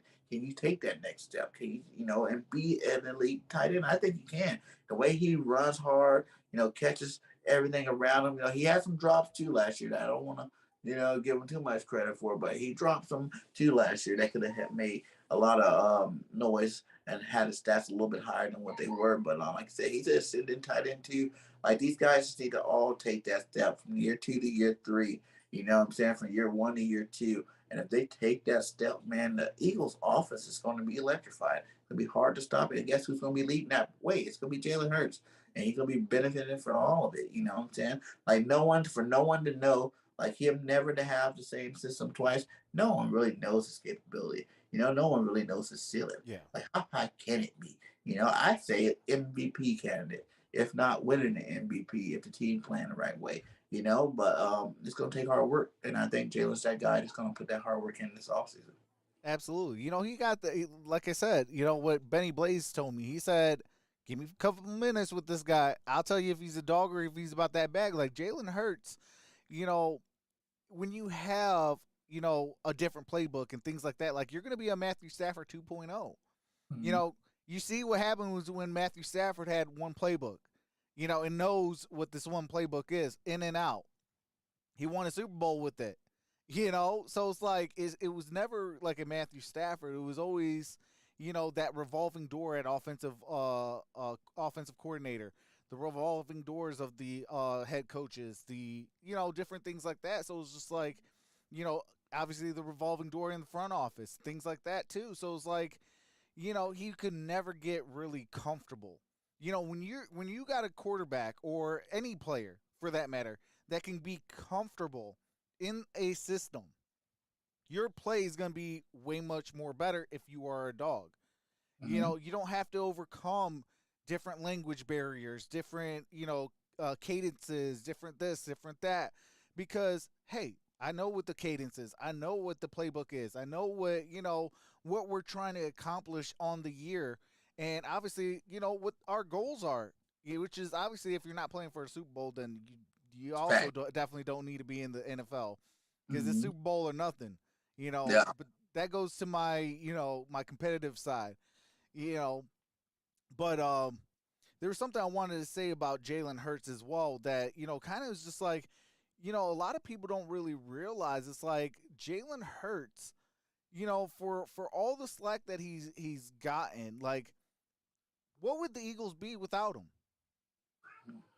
You know, Right. you'd be right there with, basically right now as we speak, the Indianapolis Colts or the Seattle Seahawks. I almost call them Yeah. the Seattle Supersonics. Supersonic. Hey, your Yeah. boy misses the Supersonics. And that's a huge thing, Trox, that you say that too, because I tell them that too. Like, we wouldn't even made it to where we made it to. We went to the playoffs this first year. We went to the playoffs. This team's just been on playoff drought for years. And we went to the playoffs the first year. And how about this? The funny thing is, some of those wins, he only threw the ball like for 100 yards, but he had 3 touchdowns on the ground. Like, he's a playmaker. And like Coach Nick Sirianni said, I don't care if Jalen throws for 400 yards, runs for 400 yards, throws for 3 touchdowns, runs for 3 touchdowns. Those are touchdowns and those are yards. And no matter which way you get it, and he's making those plays for the team to win. You know what I'm saying? There was games where he didn't throw for very much, but we won because he ran for 3 touchdowns. And like, people were giving him credit and love because we won the game, but then turn around at the end of the season, but that's garbage because he didn't throw the ball as much. Come on, guys, don't be picky. A win is a win is a win is a win. No matter Doesn't how matter you get if that it's win. if I it's don't clean. care if Jalen has 1 passing touchdown all the way to the Super Bowl, and we are in the Super Bowl. We win a Super Bowl. Jalen stats, we win a Super Bowl. Jalen stats could be 20 for freaking 45 with, freaking 200 yards passing, 3 touchdowns rushing, but no passing touchdowns. You know what I'm saying? Like, and I'll be stoked and happy that we won that Super Bowl just like anybody else would be. And they can't even lie about it. Like, the guy is a playmaker and he's a winner. Like, that's the only quality that you cannot teach to any quarterback. There's plenty of quarterbacks with arm talent out there that don't win football games. You know what I'm saying? You need the total package. And like I said, the more he practices, the better he gets on his reading. You're going to see the total package there. He's going to definitely shock the world. Absolutely. What's up, CJ Ruth of Sports? How's it going? It's just like, it bothers me because it's just like Jalen has a lot of skill sets. He might not be a master of any of them, but he's a jack of all trades. Like, you need a running touchdown, he'll give it to you. You need a passing touchdown, he'll give it to you. You need, to chew out some of your players, he'll give it to you. Like, he is a leader's leader, and, a lot of teams, they would die for something like that. Yeah. Look at Seattle right now. They would die for a Jalen Hurts. Right. Because it's just like, if you don't have that, how is your run game going to perform well? How is your wide receivers going to get the ball? Like, I feel bad, even though that they're my division rival, I feel bad for the Seahawks. They got DK Metcalf just sitting there like, really? We got Drew Lock as my quarterback? Right. Am I going to even get the ball? Tyler Lockett, really? Drew Lock is my quarterback? Am I going to get the ball? And things like that, going from a Russell Wilson and things like that, taking advantage of it, not listening to what, Russell Wilson wanted. All he wanted was an offensive line and have a little bit of input on the guys that he wants to bring in. And his thing is, they lost the run game, man. Russ came with all this success because he had Marshawn Lynch. Like, people forget about this. But how did Marshawn Lynch get successful? Yeah. Started with that front. Yeah, You got a stellar offensive line. Yeah. They won the Super Bowl giving the ball to Lynch. And then when they tried to let Russell throw the ball in the Super Bowl, they lost. Remember? He threw out the 1 yard line. They got cocky. They're like, Russ, this is your time to shine, baby. Let's put your stamp on it, because that's what's wrong with the league. They try to turn every quarterback to a pocket passer, and that's never, ever really worked. There's not too many that made the conversion from a dual threat to a pocket passer and was successful at it. And now you're asking them to do something that's not in their element, and even if they do it at a decent level, it's like, that's not them for real, for real. Leave these quarterbacks alone. Let them build a system around them, as opposed to always trying to make them fit this, passing lead. Like, why do you got to be a passing team? Like NFL, just run-based teams, just pass-based teams. Why can't you Yeah. be a good rushing team with a great defense and win a championship? It's happened lots of times. You know what I'm saying? Like, look at the Steelers. Look at the freaking Ravens. You know what I'm saying? Early Tampa Bay. Like, these guys ran the ball. You know Yeah. what I'm saying? Like, they won. They had subpar quarterbacks winning championships. The Dilfers, the Flaccos, the Brad Johnsons, you know what I'm saying? Like, there's a lot of garbage quarterbacks that won some Super Bowl. Even Eli Manning got 2 of them. You know what I'm saying? He's the worst out of the 2 Manning brothers now. You know, he's not. Right. He ain't no Peyton. Peyton's here and Eli's here, and they both got the same amount of Super Bowls. You know what I'm saying? It's team first for sure. You know, and then like Jalen's cheap. He's less than $1 million this year. You know, and next year for that matter. You know, like go ahead and keep building your team, my guy. Build your team up. So when it's time to pay them, you pay them. But at that point, you already have everybody locked in on nice contracts that you don't have to worry about the team dissolving. And then you get put in another window after that. You know, now you got 4 years where you got to win the Super Bowl, or you know what I'm saying, it's gonna start affecting your pockets again. You're gonna be back in cap it. Oh yeah. You know what I'm saying? Like, you know, you're not gonna be able to build that team no more. So you know, some people have realized the formula to win championships, man, and some people get it, some people don't. Yeah, I mean, I've always been a firm believer. I don't care what brand of football you got. And another thing, though, real quick before I get into that, you said there's never been a quarterback that's able been a pocket passer to a dual threat. You know, or I'm sorry, that was vice versa. A dual threat going into a pocket passer. There's also been nobody that's been able to be a dual threat or a pocket passer that's able been doing a dual threat either. So it's like, play your game.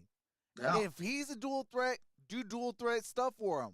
Yeah. He's going to be put in better position. If he's a pocket passer, do pocket passing things. Protect the pocket.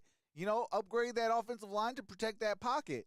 If he's the dual threat, you know, you got to be balanced a little bit where you have good pass protection, have a good run stopping or run grading and stuff like that. So it's like, and even Miles Sanders said, like, that game we won with Jalen now, he's like, yeah, the holes were a lot harder. It was a lot harder to run because you don't have Jalen Hurts there where people got to worry about him keeping the ball or not. You know, when you're running this option thing, it's like you got Minshew. You know Minshew about to have it all. You know what I'm saying? So the holes are a little bit tighter. They already kind of know what you're going to do when you're running the rock, as opposed to Jalen Hurts. You know, he helps out both the pass and the run game. You know, like, it's like, what's he going to do? Every play is a mystery. You know, what's Hurts going to do this time? As opposed to, like, you know, if you're a pocket passer, you know for sure 90% of the time he's going to throw the ball. You know what I'm saying? If you're more of just a running quarterback, then you know 90% of the time he's going to run the ball. You know what I'm saying? Like, come on. Like, Jalen's right there in the middle. And for the young age that he's at, you can also mold it. Like I'm saying, like, he got to get better with his anticipation. He got to get better. But that's your job as a quarterback in general. That's what you get paid to do. You know, like, that shouldn't be something new. That's what you get paid to do. Get better. You know, every year you're in the league, get better and better and better and see how far you can take you. And like I said, man, like, he definitely, man, it's sky's the limit for that guy. oh, absolutely. Absolutely. You know, and that's the thing. Like, as long as he doesn't get greedy and want like these $50 million that, you know, Aaron Rodgers just got, what was that, yesterday or something like that? He got that extension for $50 million a year. Yeah. You know, as long as he doesn't get greedy and stuff like that, just take enough, you know, hey, give me $20 million. Give me $20 million a year. I'm good.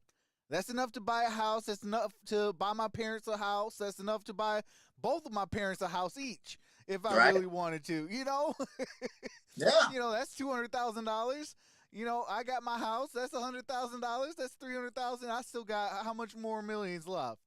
You and know? then even as an organization, you realize that you have more stars on your offense, more stars to promote your team. When you got these pocket quarterbacks, you're looking at the quarterback, whatever the legit receiver is.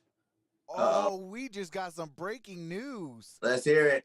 Mello with the breaking news. He said safeties Texans Reed signs with the Kansas City Chiefs.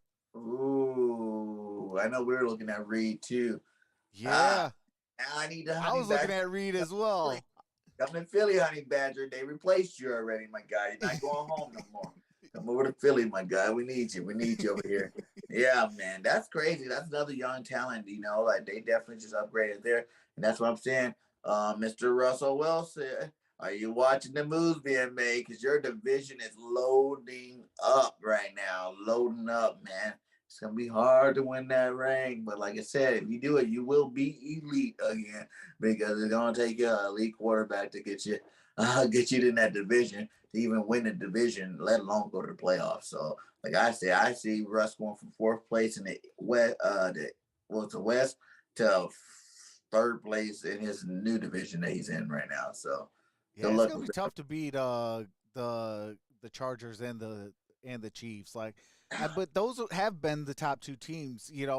Have they done enough on the defensive side to stop those high-powered offensives? That's the key for Russell Wilson right now in this offseason and going into the draft. Like, do I have enough on defense? So what I have on offense, because let's face it. I mean, a couple pieces on offense wouldn't hurt, but they're pretty well set. They're pretty good too. Like, imagine if they go out and get one of these top flight cornerbacks to pair along with Surtain. Now you got two young, legit corners out there that's going to lock down some people pretty good. Like, these cornerbacks coming out this year are really good. It's good class again. Man, if you can do something like that, add another pass rusher in the draft, maybe trade back into the first or even get one early in the second. Yeah, you're still right there. Like I said, I worry the most about the offensive firepower to keep up. Because these guys are putting up points. Pat Mahomes and boys going to put up points regardless.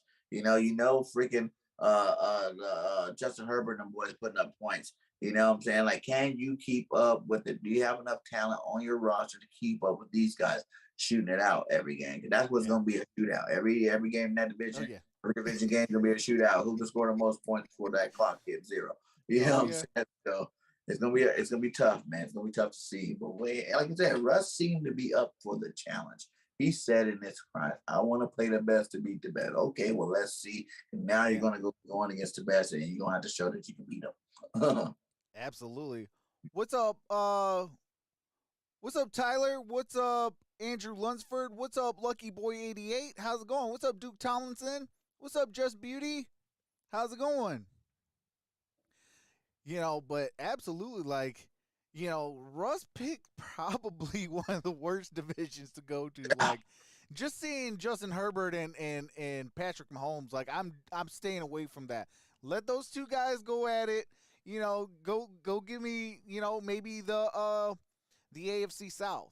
You got in the AFC South, they got what? Well, Deshaun's about to be out of there. You got obviously Trevor Lawrence. You got who else over there in the South? What's the Jags? Is that the Bills? No, that's not. That's not. No, that's East. Oh man, that's a tough one. Let me real quick. I don't even know who's in that division. Jesus. Okay, the South. Oh, okay. So you got the Titans, the Colts, the Texans, and the Jaguars. Oh, yeah. Okay. Okay, you got no quarterback for the Colts. You got about to be no Deshaun Watson with the Texans. You got Trevor Lawrence and Ryan Tannehill.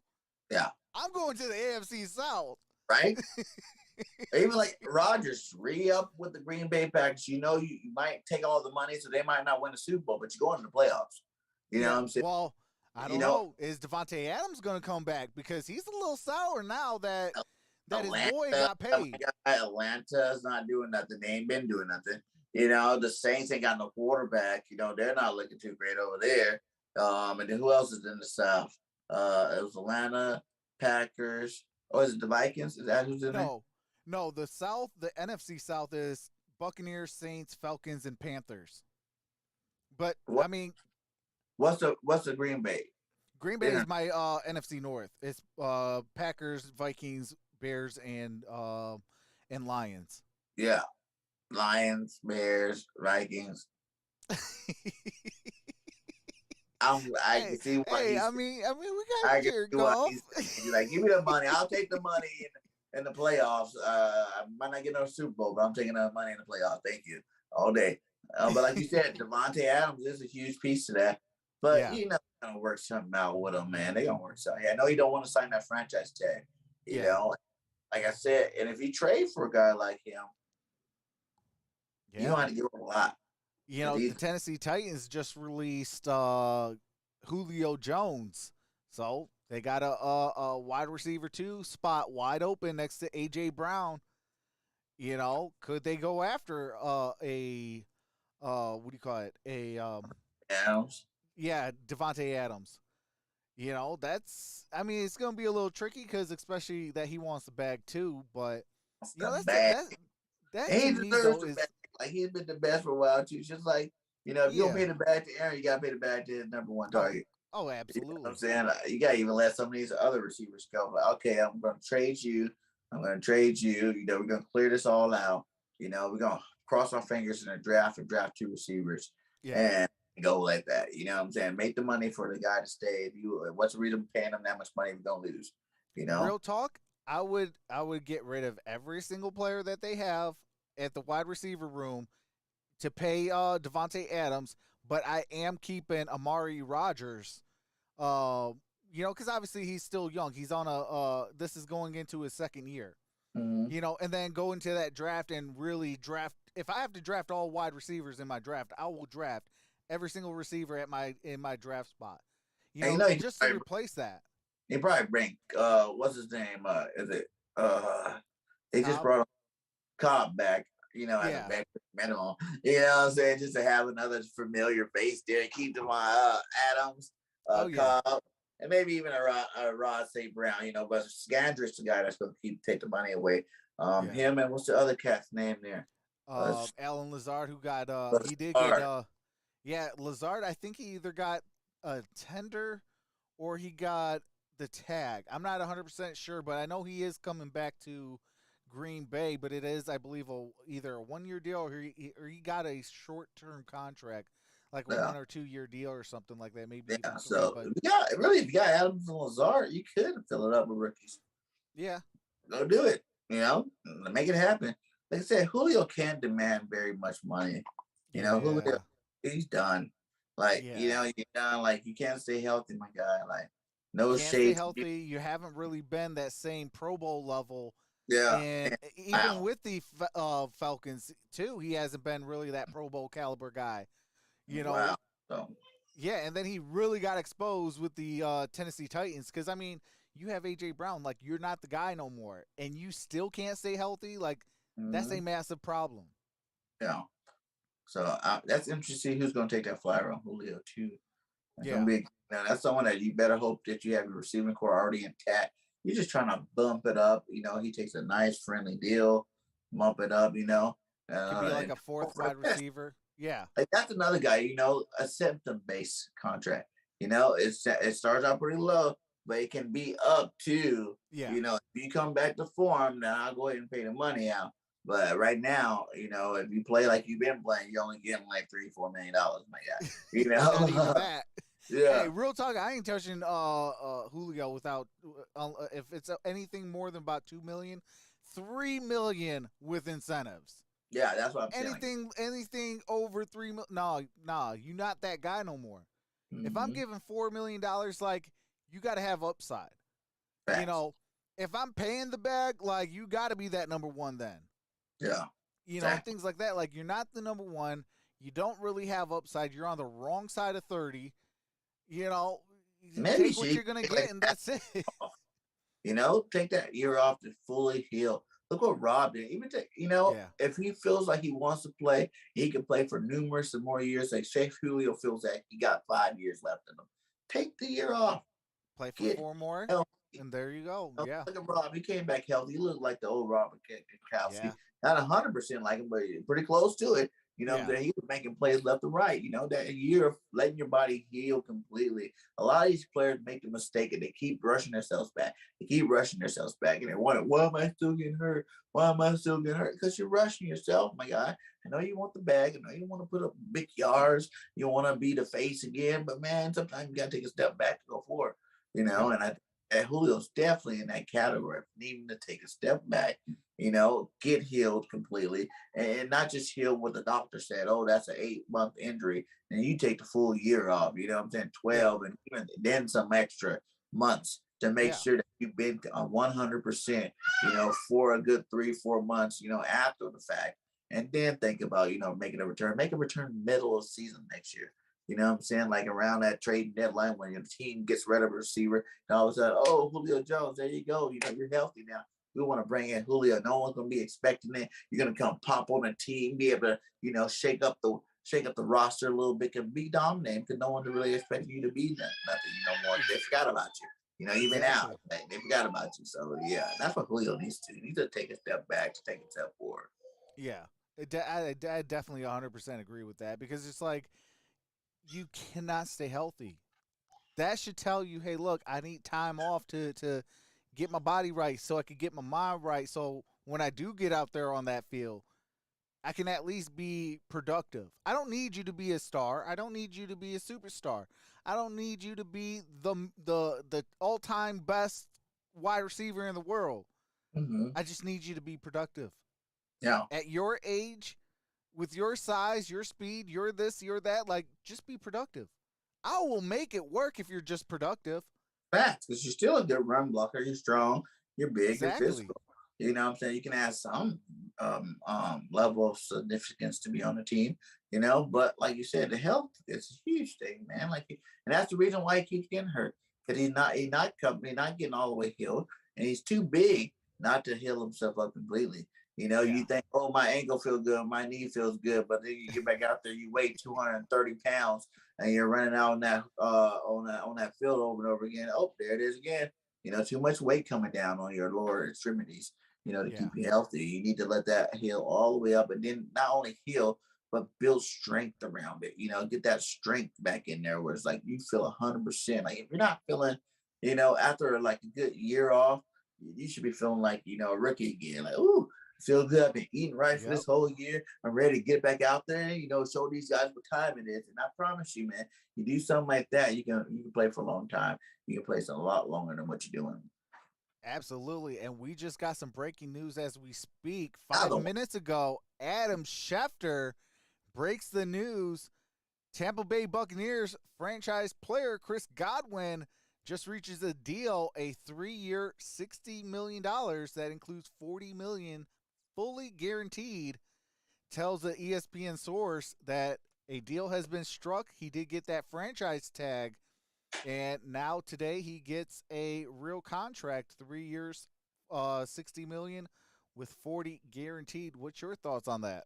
Yeah, I was just talking my show earlier with Ruth the Truth. She's a Tampa Bay Bucks reporter, and she was saying that she don't really see him playing on that franchise tag. She think they're gonna have to get something done long term, and he deserves it, man. The Yeah. guy put up 1,000 yards back to back years. You know what I'm saying? He is the next elite receiver. Yes, he took an injury that was bad towards the end of that season. They would love to have him in the playoffs, but he's a great receiver. You know what I'm saying? Like when you got another great receiver on the other side of you, and you're still showing up and showing out. Every week, they had 3 good receivers back when Yeah. you're still showing out. That means you were getting open more often.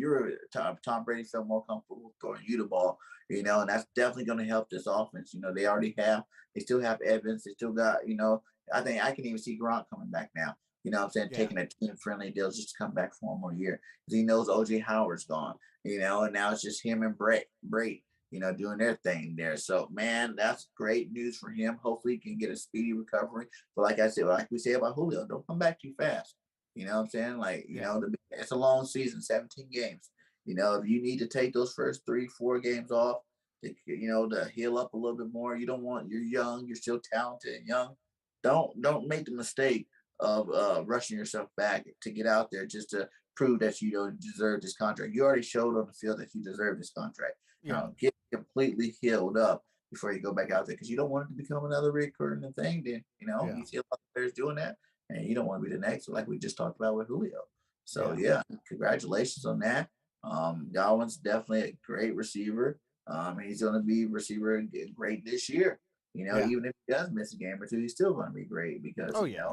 you got one of the goats throwing you the ball. You got other weapons around you to take the pressure off you. And as long as they sign one of these running backs back, you have a nice running game to support that offense.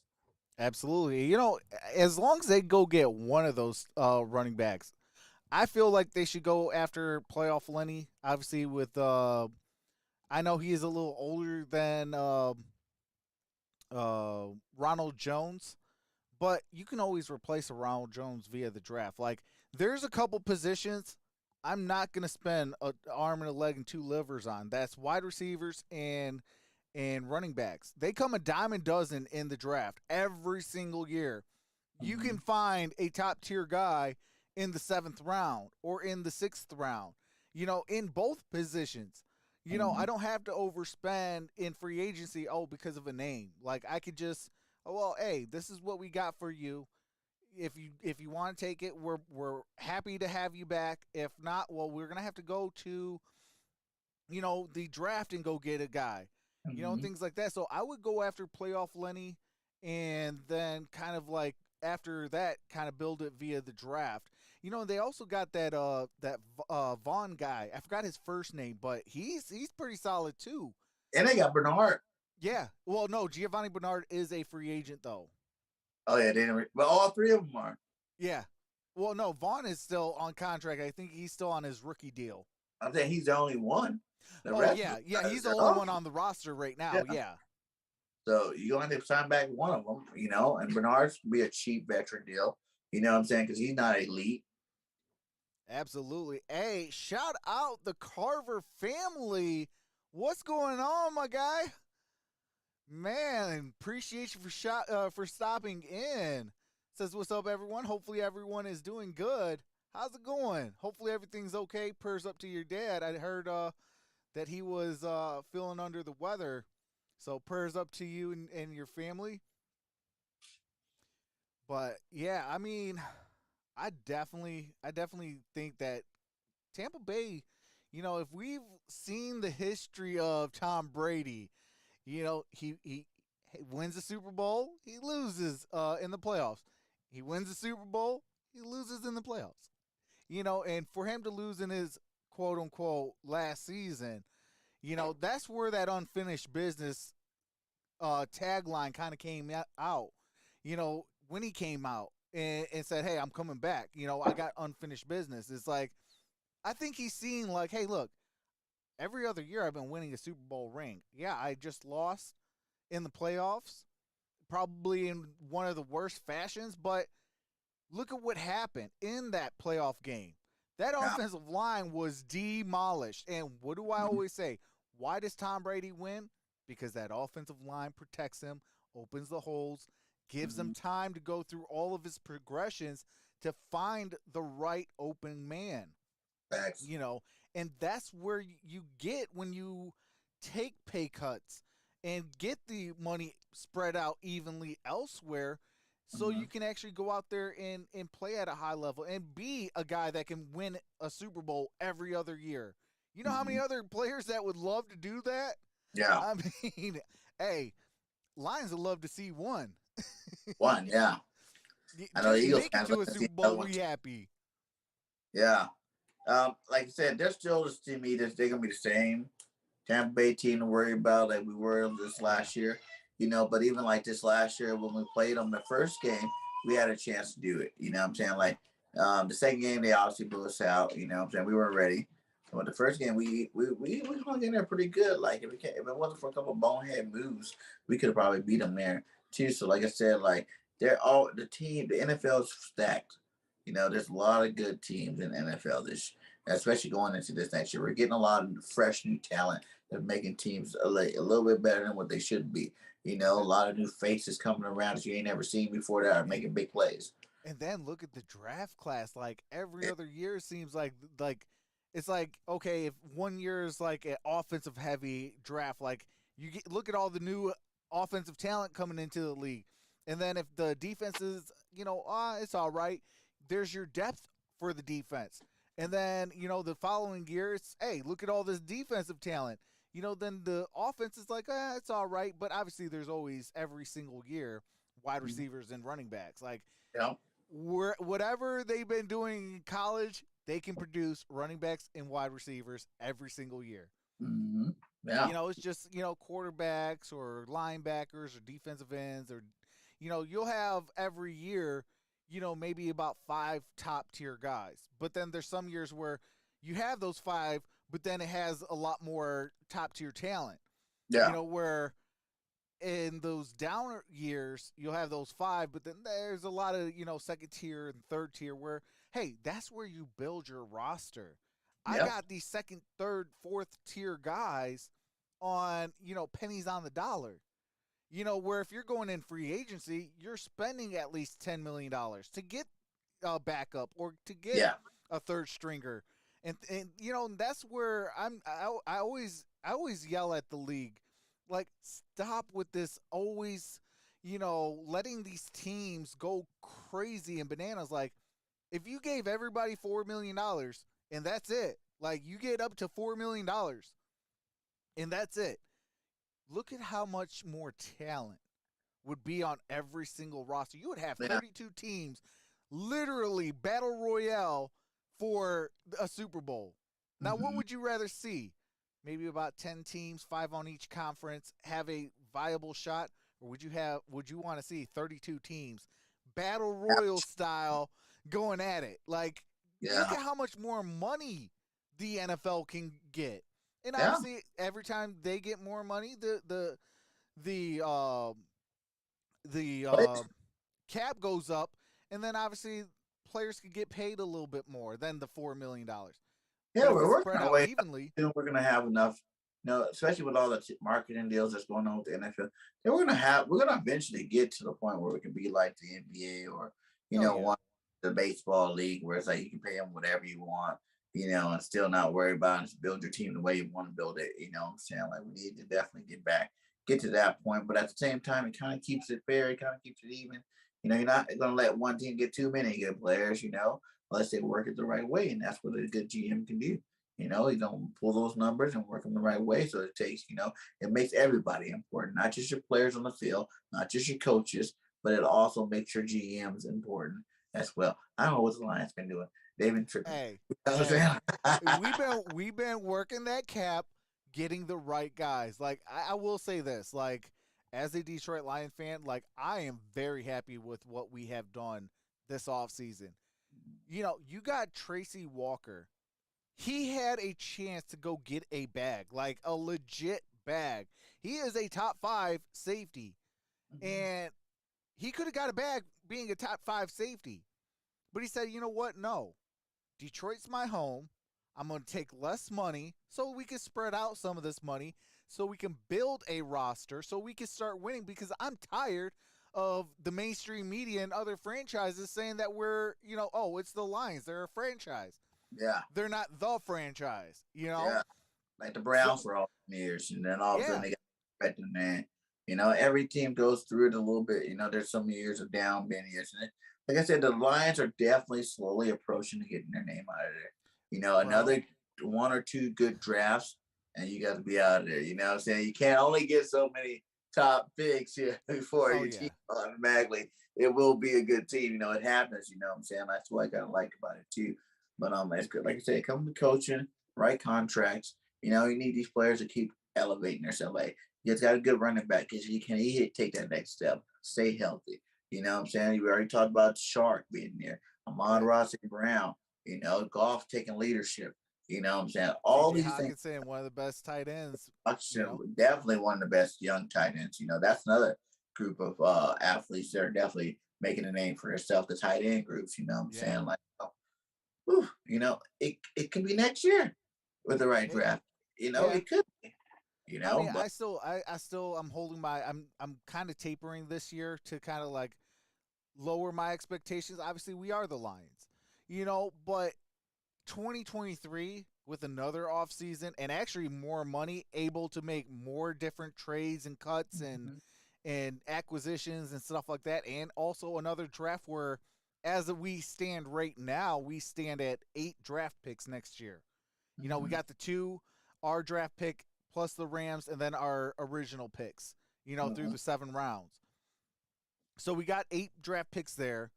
We can technically, after June 1st, technically we could get rid of, real talk, and I don't know if this will ever happen because this will be way too aggressive for the fan base's minds, but I could see this happening because if you're a football mind, you're going to see like where this can kind of go and really form a real offense and real defense. And that would be okay. You got Taylor Decker, June 1st can be cut. You open around double digits in the millions. So I think it's around 15 or 17 million. Then you got Hal Vaitai, June 1st. You can trade him or cut him. That opens up $7 million. You got Michael Brockers. That will open up another $5 million post June 1st.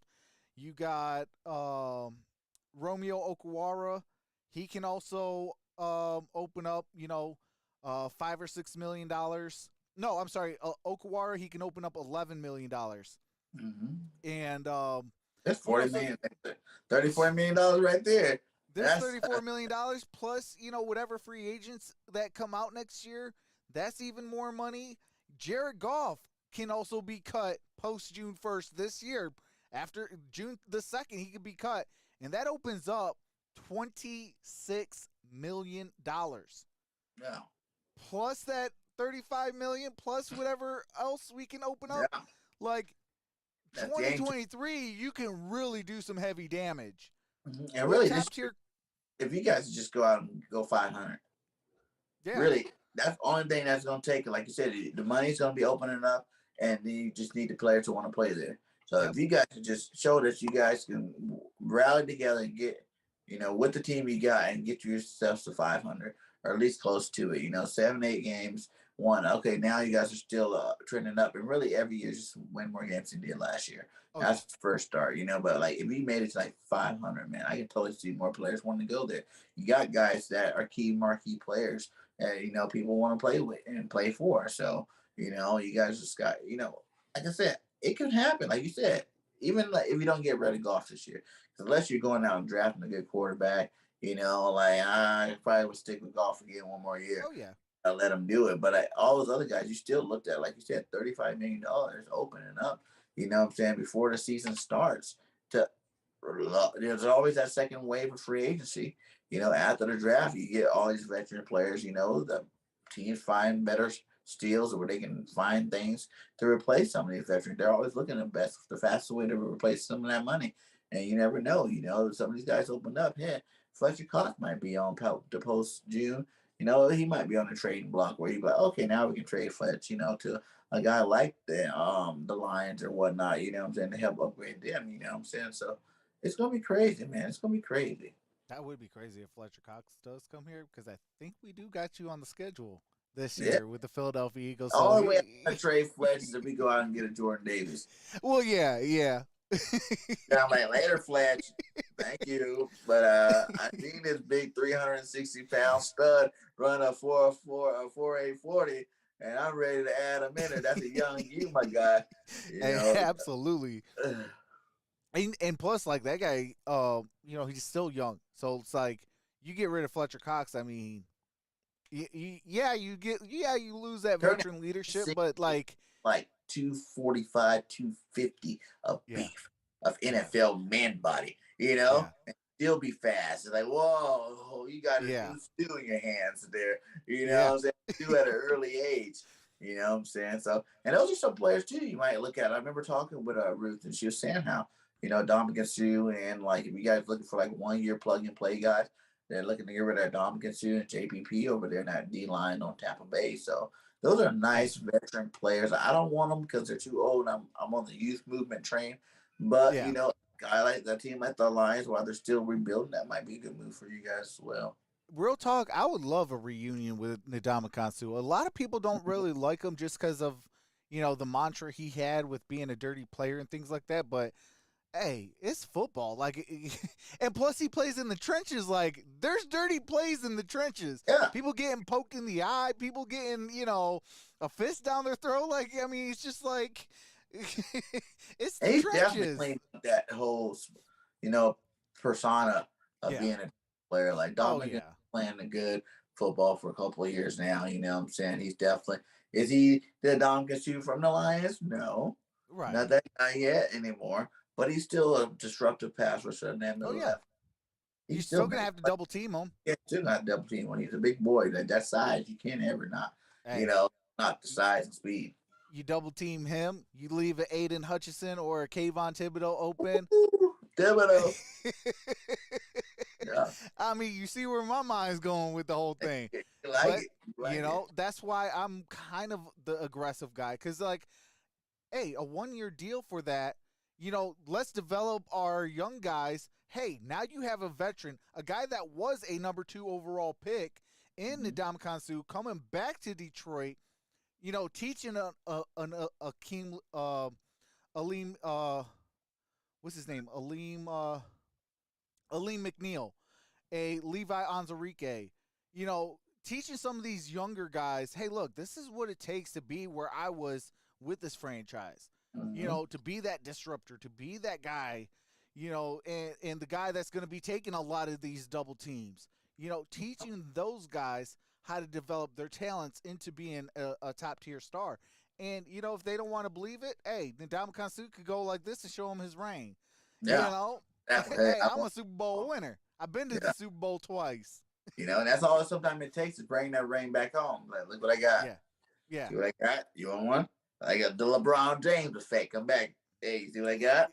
Y'all want one too? I'm here for you guys. I'm back home, baby. Let's get it. Let's get it. And then draft, like you said, there's some good DTs in the draft too, where you go draft another one of them DTs too and throw in there. Now you got Dominic Suh training this guy for a year, like you said, on a 1-year deal. So when he leaves next year, you got another guy ready to plug and play and keep rolling.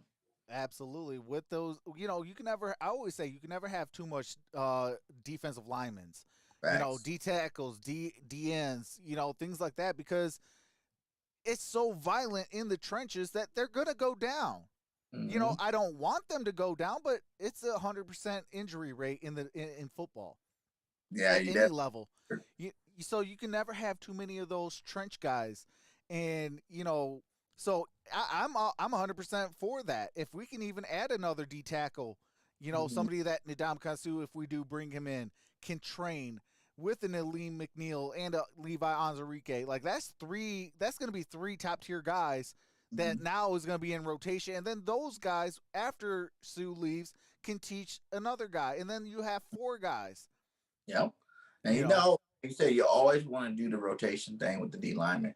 You don't want that second wave to come in and not be as good as your first wave, because that's when teams really get hurt. Because no one's nowadays playing full 60 minutes these days. They all want to come out and get a little break. So, like, you got to give these guys breaks, but you don't want your talent to go down when you give these guys the breaks. And, that's what it's about, complete teams, man.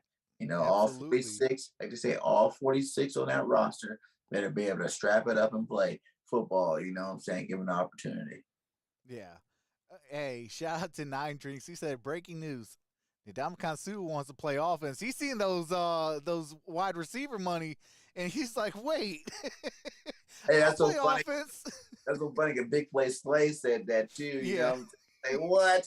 He goes, the way that his receivers get money, I'm gonna start running forward instead of backwards. Man. These backpedalings ain't doing it. Yeah, he's like, man, I need to be playing on the other side.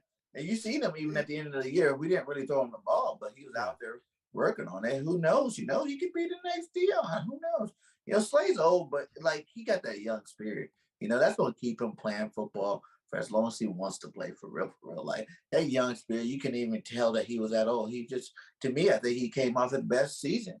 What I'm saying? I was just about to say he revived his career last year, because when we first traded you, he was getting cooked for you guys. And I'm just like, he wants to dunk all that stuff. I was laughing because, he was talking so much bad stuff about us. And it wasn't really us. It was the people that we had here. The Matt Patricias, the Bob Quinns, like, it was bad. That's why I don't hold nothing. Like, I don't hold any year of the Matt Patricia, Bob Quinn era against Tracy Walker or none of those guys. Like, if you're here from that era, I don't hold nothing against you. That was a bad era. What have you done in year 1 of Brad Holmes and Dan Campbell? Have you warranted what you got in free agency? And to me, I feel like, Charles Harris,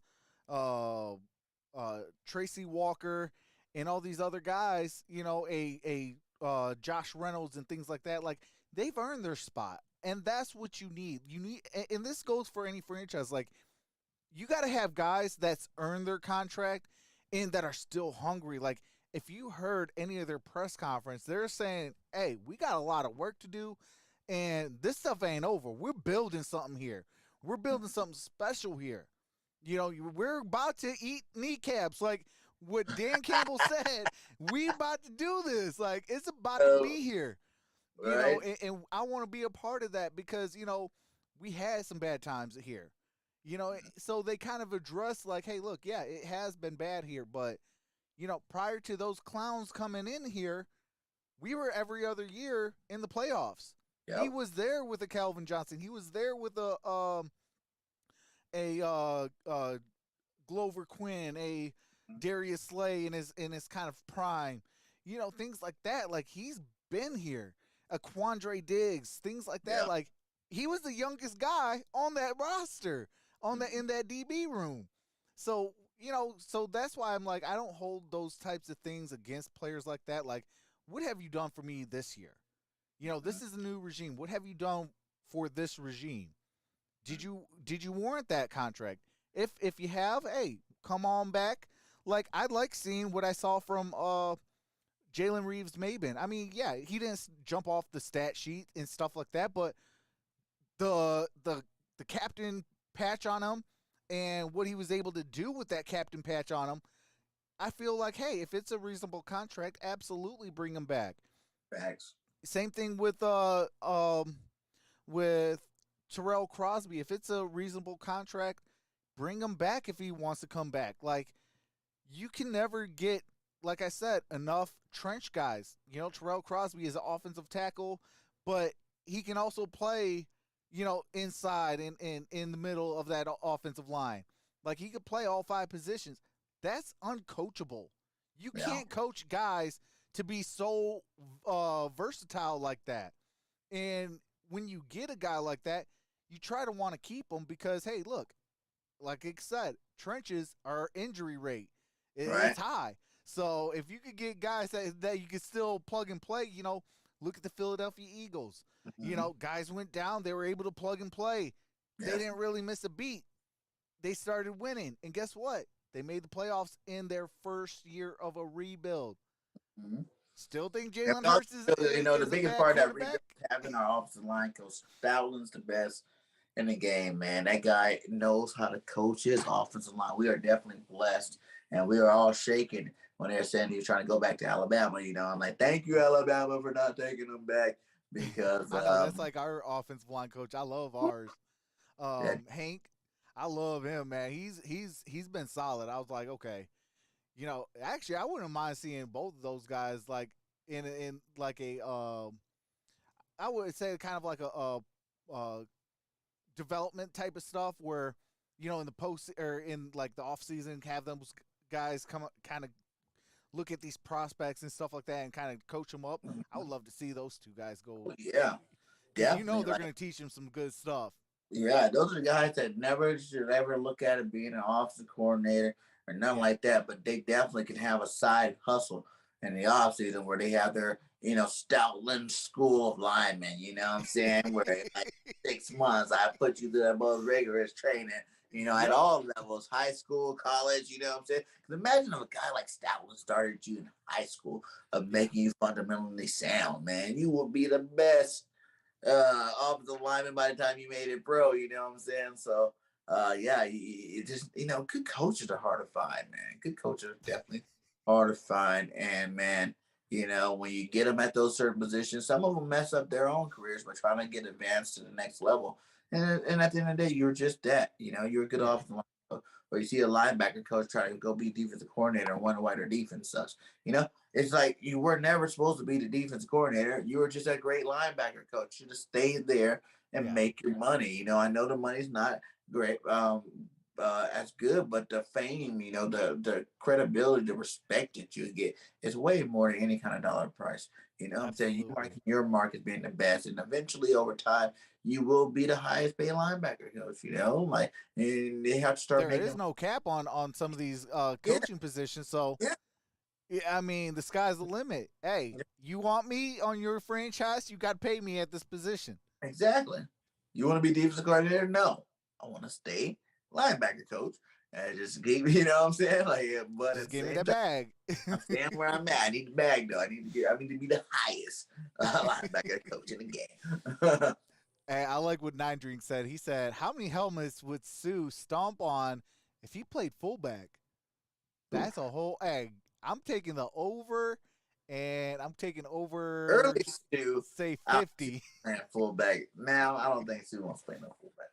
You know, for him to be hitting people like that, you know, I know he's in the trenches, like you hiking, you're up and you're in there, you know. For him to be like running full steam, yeah, I know people cut. Somebody's feelings about to get hurt. Yeah, he's all look at me block, coach, and then so you know someone go blah in the back of his leg, you know what I'm saying? He'll be down, man. Sue's a beast though, but early Sue, yeah, I could totally see him playing the offensive side, but I'm Well, I mean, he played kicker too for the Lions. Did Yeah, he played.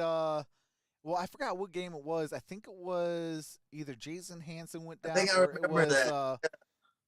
It was, Yeah, it was a while years back. I remember though. Yeah, I think they put Sue in there and kicked the ball. Yeah, yeah. I mean, he missed, but he tried. He tried. he tried. You know, everybody can play all the positions, right? Yeah, Sue, you want to throw the ball? Yes, coach. That'd be cool to get me a passing touchdown. Right.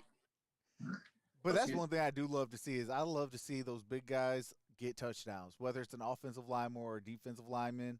Yeah. Like when I see a big man rumble, you know, it brings me back to like a James Harrison from the Steelers. Like Right. every time you've seen him run, you're like, just go, keep going, keep going.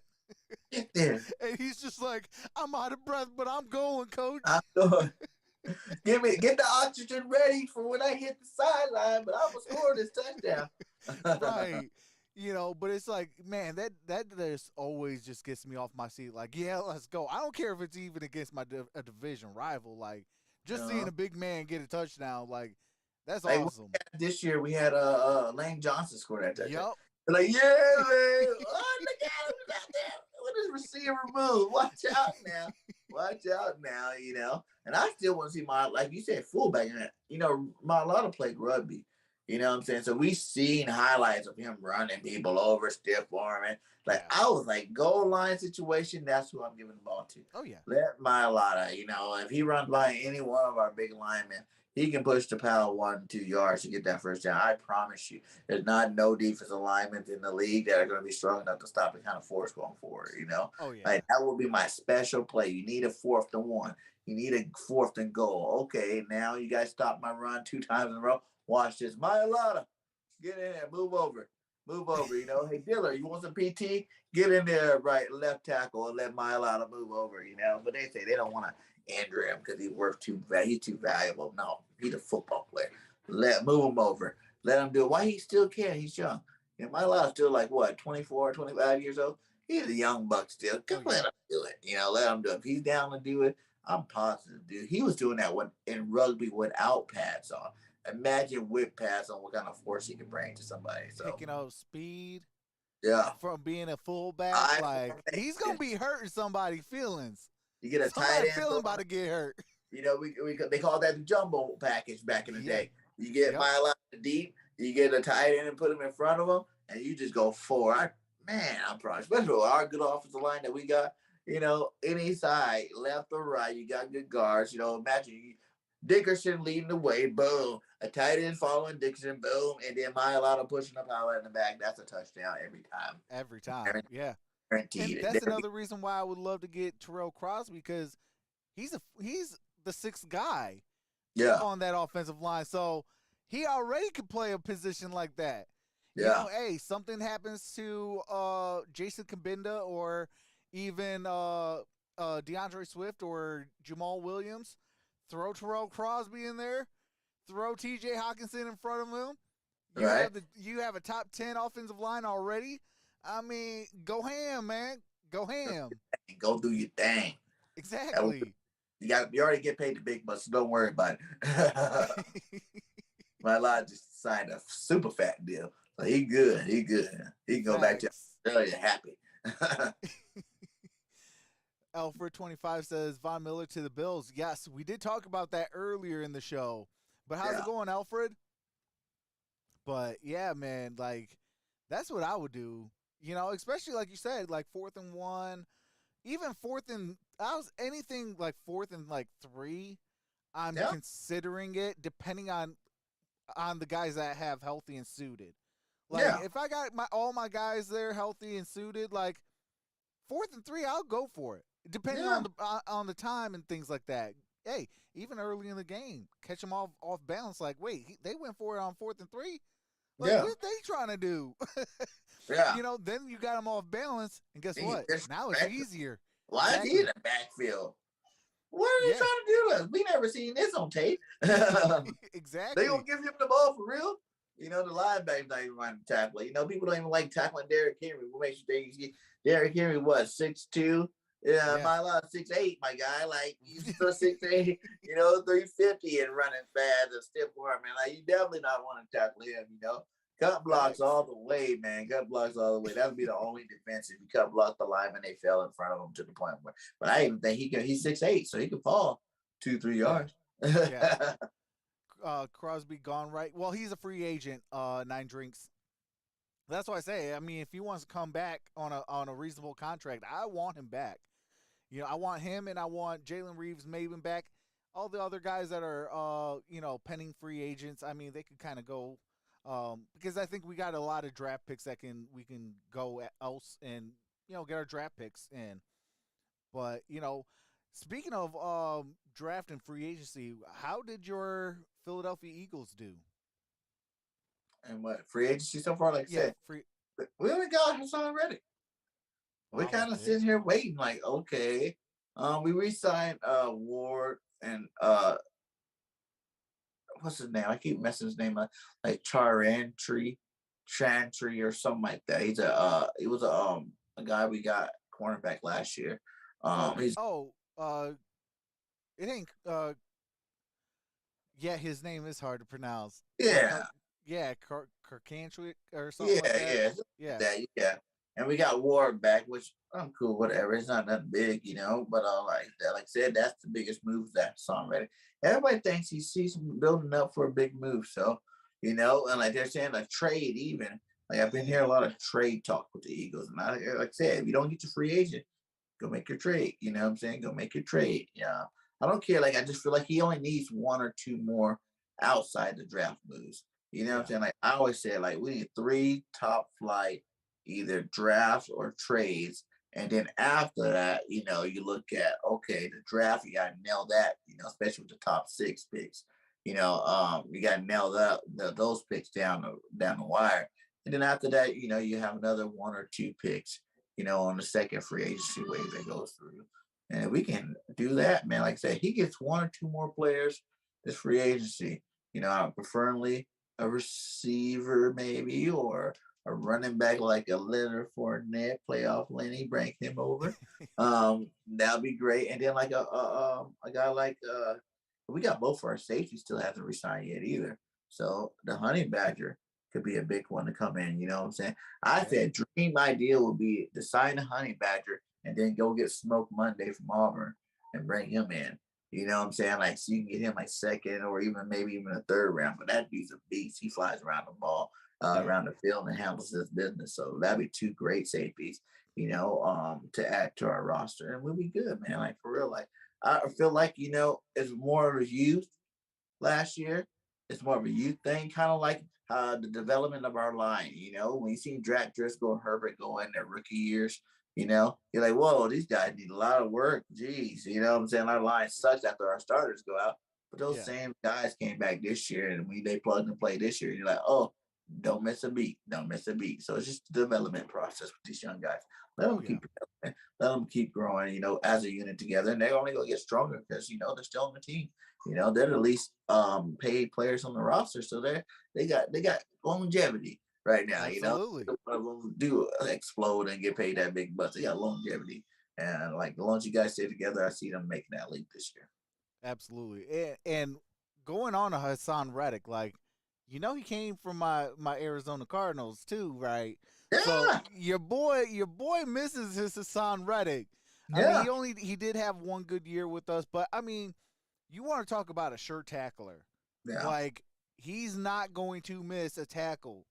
And if he does, he's going to put his other guys right there to kind of clean it up and things like that. So it's like, yeah, he like, I've seen a lot of it where he's like, yeah, he might miss that tackle. He might, maybe go for an arm tackle. He'll get that broken. But what he does is he'll slow that guy down. And then your other guys will come in and kind of clean that up, and get the player down with the minimal gain after that. Yeah, I've And noticed ever since they moved him to full-time pass rush, man. That's what Yeah. he is. He's a pass rusher. Yeah. Like basically outside. Like I said, we're gonna move him into that Avery spot. Outside linebacker, basically, even when we're in the 4-2, we were in like the 5-2 formation where you got two normal linebackers, then that third linebacker play on the line of scrimmage. Kind of like the Von Miller role. You know what I'm saying? Like that's kind of guy that he is. And like since they moved him to that full time, he has 23 sacks in 2 years. Like the boys have beat double-digit sacks every year, and he's only 25 years old. He's fast, hungry. He got a lot of football left in him, so that was definitely a huge pickup for the Eagles to get on their pass line. Because we had a lot of older guys on there, and it's time that you inject that youth. Him and a guy like Josh Sweat, who's coming around. He had 8 sacks this year, man. He's nice and young. Finally recovered from that knee injury. I can see him putting in that smoke this year, putting in that work this offseason to even get to that double digit. Now you got 2 double-digit guys on the outsides with a Brandon Graham back, with a Fletcher Cox, Hargraves, Milton Williams, Johnson. Like our defensive line is going to be looking good this year. Hey, that's all facts. Well, I'm just trying to see if Melo's words is true, saying something about Honey Badger. I don't see it though. I know I they think said he's still to Raiders. Is that what he was saying? No, he said breaking news: Tyrann Mathieu is coming back too, and then he has a cool emoji, but I don't see nothing yet. I know that the last move so far has been okay. They're talking about Buffalo Bills pick, getting Von Miller. And then Chris Godwin was the last move. Yeah. So no moves just yet. I imagine that's sign. Yeah, I know. I've seen them linked to a couple of different teams. Yeah. I mean, even Pittsburgh could utilize him. But Honey Badger together, man, stop playing. Like Mika that. Fitzpatrick, hey. Yeah, Honey Badger, what? No. We don't need to put those two guys together. That's too good. That's too good right there. But I thought, like I said, either him and a Smoke Monday, him and Kayvon might be able to help Kayvon Wallace upgrade him, because he was a high draft pick that has not panned out so far. And whether it's his playing time or just not having the right leaders in front of him or whatnot, he needs to upgrade his, stop doing so much talking and start doing better playing. Or even you have him and then re-sign to Rodney Harrison, or Rodney McLeod, or Anthony Harrison, like one of them two guys, Anthony Harrison or McLeod. Resign one of them, but pair him up with the Honey Badger. That'd be great. You know what I'm saying? Like, I'm down. And I would still, real talk, I would still even go in the draft and maybe not go get a top tier name, but maybe go get go grab like a guy that could be something potential, or but he's gonna be a rotational piece. Yeah, because that's another thing that and that's hard to come by is having a rotational defensive back that can kind of come on there and keep your main guys fresh. Yeah, and I'm willing to see what Jacoby Stevens thinks. Moving him over to linebacker this year, but man, he was a good safety. He's a box safety, so he could play your box safety this year. You redshirted him all last year. He only played that Dallas game. Yeah, he looked bad, but he don't play all year. 17 games, sit on the bench, man. A lot of those games you didn't even dress. Don't expect the guy to become be all world the first game he gets back. So like if they, we kept him. We didn't release him. Like we go, usually we got those late round picks. You release them, you don't think he have potential. And I know to go, you don't wear that 7 at LSU. If you're not a playmaker, Honey Badger wore it. Fournette wore it. Like ballers wear that number, and to not see anything from you, you gotta expect that they're just grooming them for this year, and hopefully he Yeah. come out and make some big plays. Well, I mean, that's going back to what you were saying earlier with your offensive linemen. Like, yeah, their first year they looked horrible, but Mhm. then they realized what needs to be done, and then that second year they took that second year leap, and it's like they never missed a beat. Facts. This could be something that Jacoby Stevens, kind of does with the Philadelphia Eagles. Is he got that little bit of taste.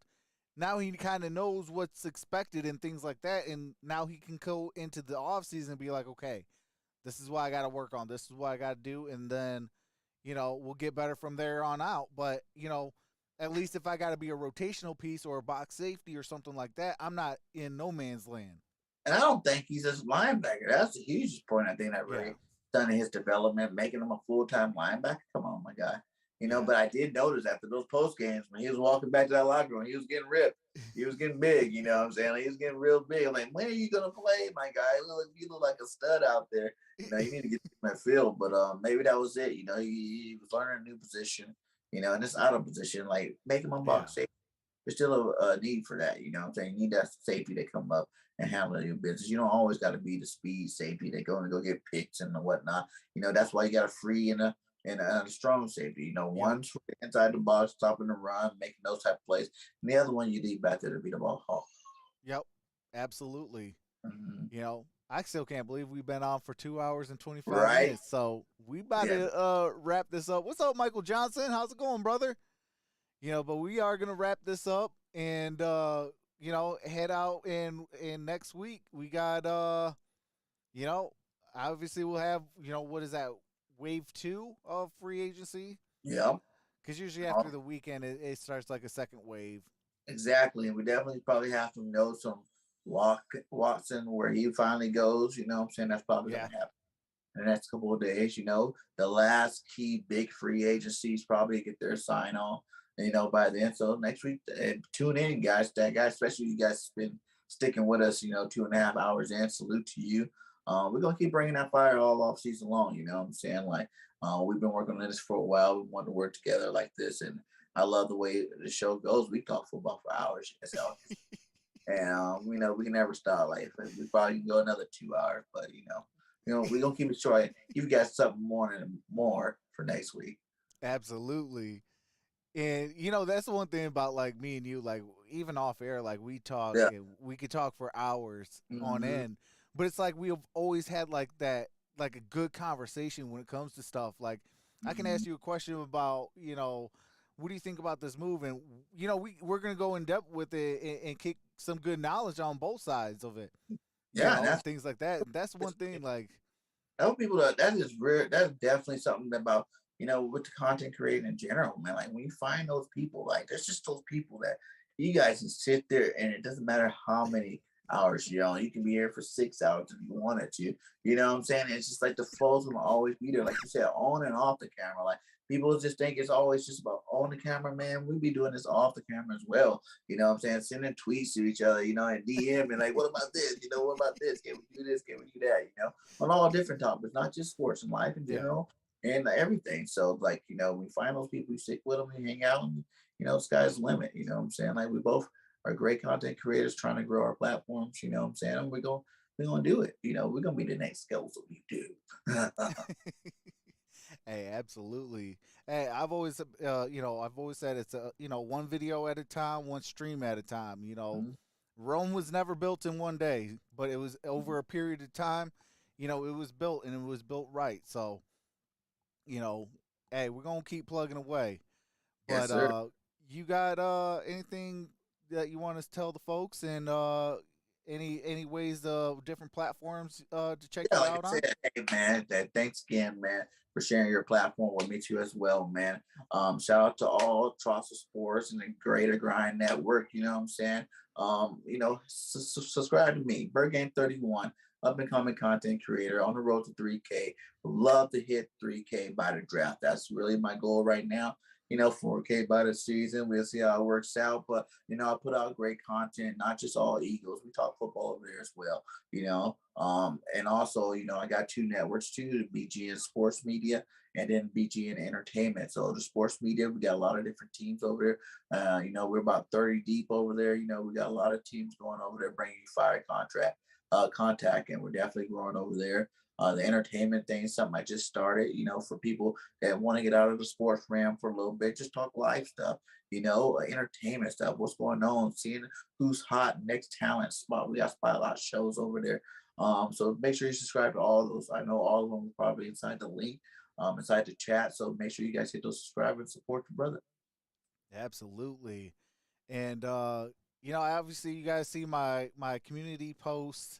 I do have another channel, the Greater Grind Football Network. We drop videos over there daily. Just dropped a video an hour prior to getting on. It is where's Deshaun Watson gonna go? And I got a good trade package for the Carolina Panthers to try to get Deshaun Watson. Definitely go check that out. Subscribe, get those watch time hours in, because I need to get that retention up a little bit, folks. Yes. I mean, on a And if you 9-minute video. I have a great, sorry to cut you off. I have a great video, that I just did the other day with Tony Richardson. I'm saying? He's my fourth NFL player I've had on my channel. I'm saying? Richardson, he's not even an Eagle fan. He was a Jets and KC. But, for me, any good football players at all, I'm trying to bring all of them to the channel. I'm saying? You don't have to just be all about Philadelphia. My chat alone is full of all kind of people, just from out throughout the season. So don't feel like, oh, I'm not an Eagles fan, I can't go over there. Like I said, we bring that fire for every kind of fan there is. If you love football talk, you love football content, like I said, go check it out. But that Tony Richardson, that was a really good one. He had a lot of good things to say in that one. Absolutely. I mean, we drop them videos and stuff like that. It's like 9 minutes long and only like 2 minutes and 30 seconds worth of watch time. It's like, yeah, come on. All you got to do is hit 2 times speed. right? 9-minute video that's 2 times speed, so it cuts it in half of 9 minutes. It's about 3 and some change, 4 and some change. Right. Hey, that's why I love. That's why I love the 2 times speed, and it makes the video and things like that go by quicker. But you get all the information. And that's what us content creators, actually want from you guys is get all the information. And then, you can go into the comment section and we can have a good conversation in the comment section then. Mm-hmm. Things like that. The views are great, the watch out is great, but the comments, guys, it's awesome. We are here to talk with you guys. We sit on here and talk for hours, but we want to know what to take. How do you feel about the conversation? What do you want to see more from the show? What do you want to, hear from us about your own questions that maybe we didn't ask each other up here? That's what the comment section, that really goes a long ways too. And with the algorithm is getting those comments out, letting us be able to reply back to you, get a nice, fan base going there. So that's what that's what we're here for at the end of the day. We're here for you guys, give you guys this information and the entertainment that for you guys. So make sure you guys are commenting on our videos, hitting that likes, hitting that post for notification bell. Absolutely. That's all facts. And hey, your boy subscribed over to Bird Game 31 and all of his platforms, because when he says he drops that fire content, he for real drops that fire content. I'm trying, man. I'm trying to get up there. I'm trying to be like you, Truck. Trying to be like you. Hey, bump that. You about to be past me, homie. Hey, for real though, you got something good over there. Keep grinding, keep being great, man. Because hey, when you got the greater grind, hey, you for real are doing some phenomenal things, and I think the sky's gonna be the limit for you. Real talk though. Oh yeah, man. Hey, that's what we're here to do. Hit the next plateau, and that's what I am. Like I said, I take it one step at a time, my guy. Keep one video at a time, like you say. And for me, it's more live streaming. You guys are the video guys. I'm working on the video side of it. But I do drop lives every day. So, and I love making great shows. Like this live streaming thing, great shows, great co-hosts. That's my gig. That's where I really love to, That's where I make the meat and potatoes, the subscribers I do got. I make great shows. And I find myself having to remember that I need to go on live by myself sometime too. But it's like I love talking football, man. That's what I'm here to do. I'm not a big, I got favorite basketball, baseball teams and whatnot, but I don't talk about them. Like I'm a football guy. I'm a football. I leave the other sports to all the rest of you guys that like talking about them. Unless when you're down and just talk some football, you definitely come holler at me. Absolutely. But with that being said, I love you all. Appreciate y'all for coming out. This is episode 2, season 1 of Uprights and Insights. With that being said, I'll see y'all next week for episode 3. Have a nice day, and I'll see you soon because the grind never stops. Have a wonderful night, everybody. Peace.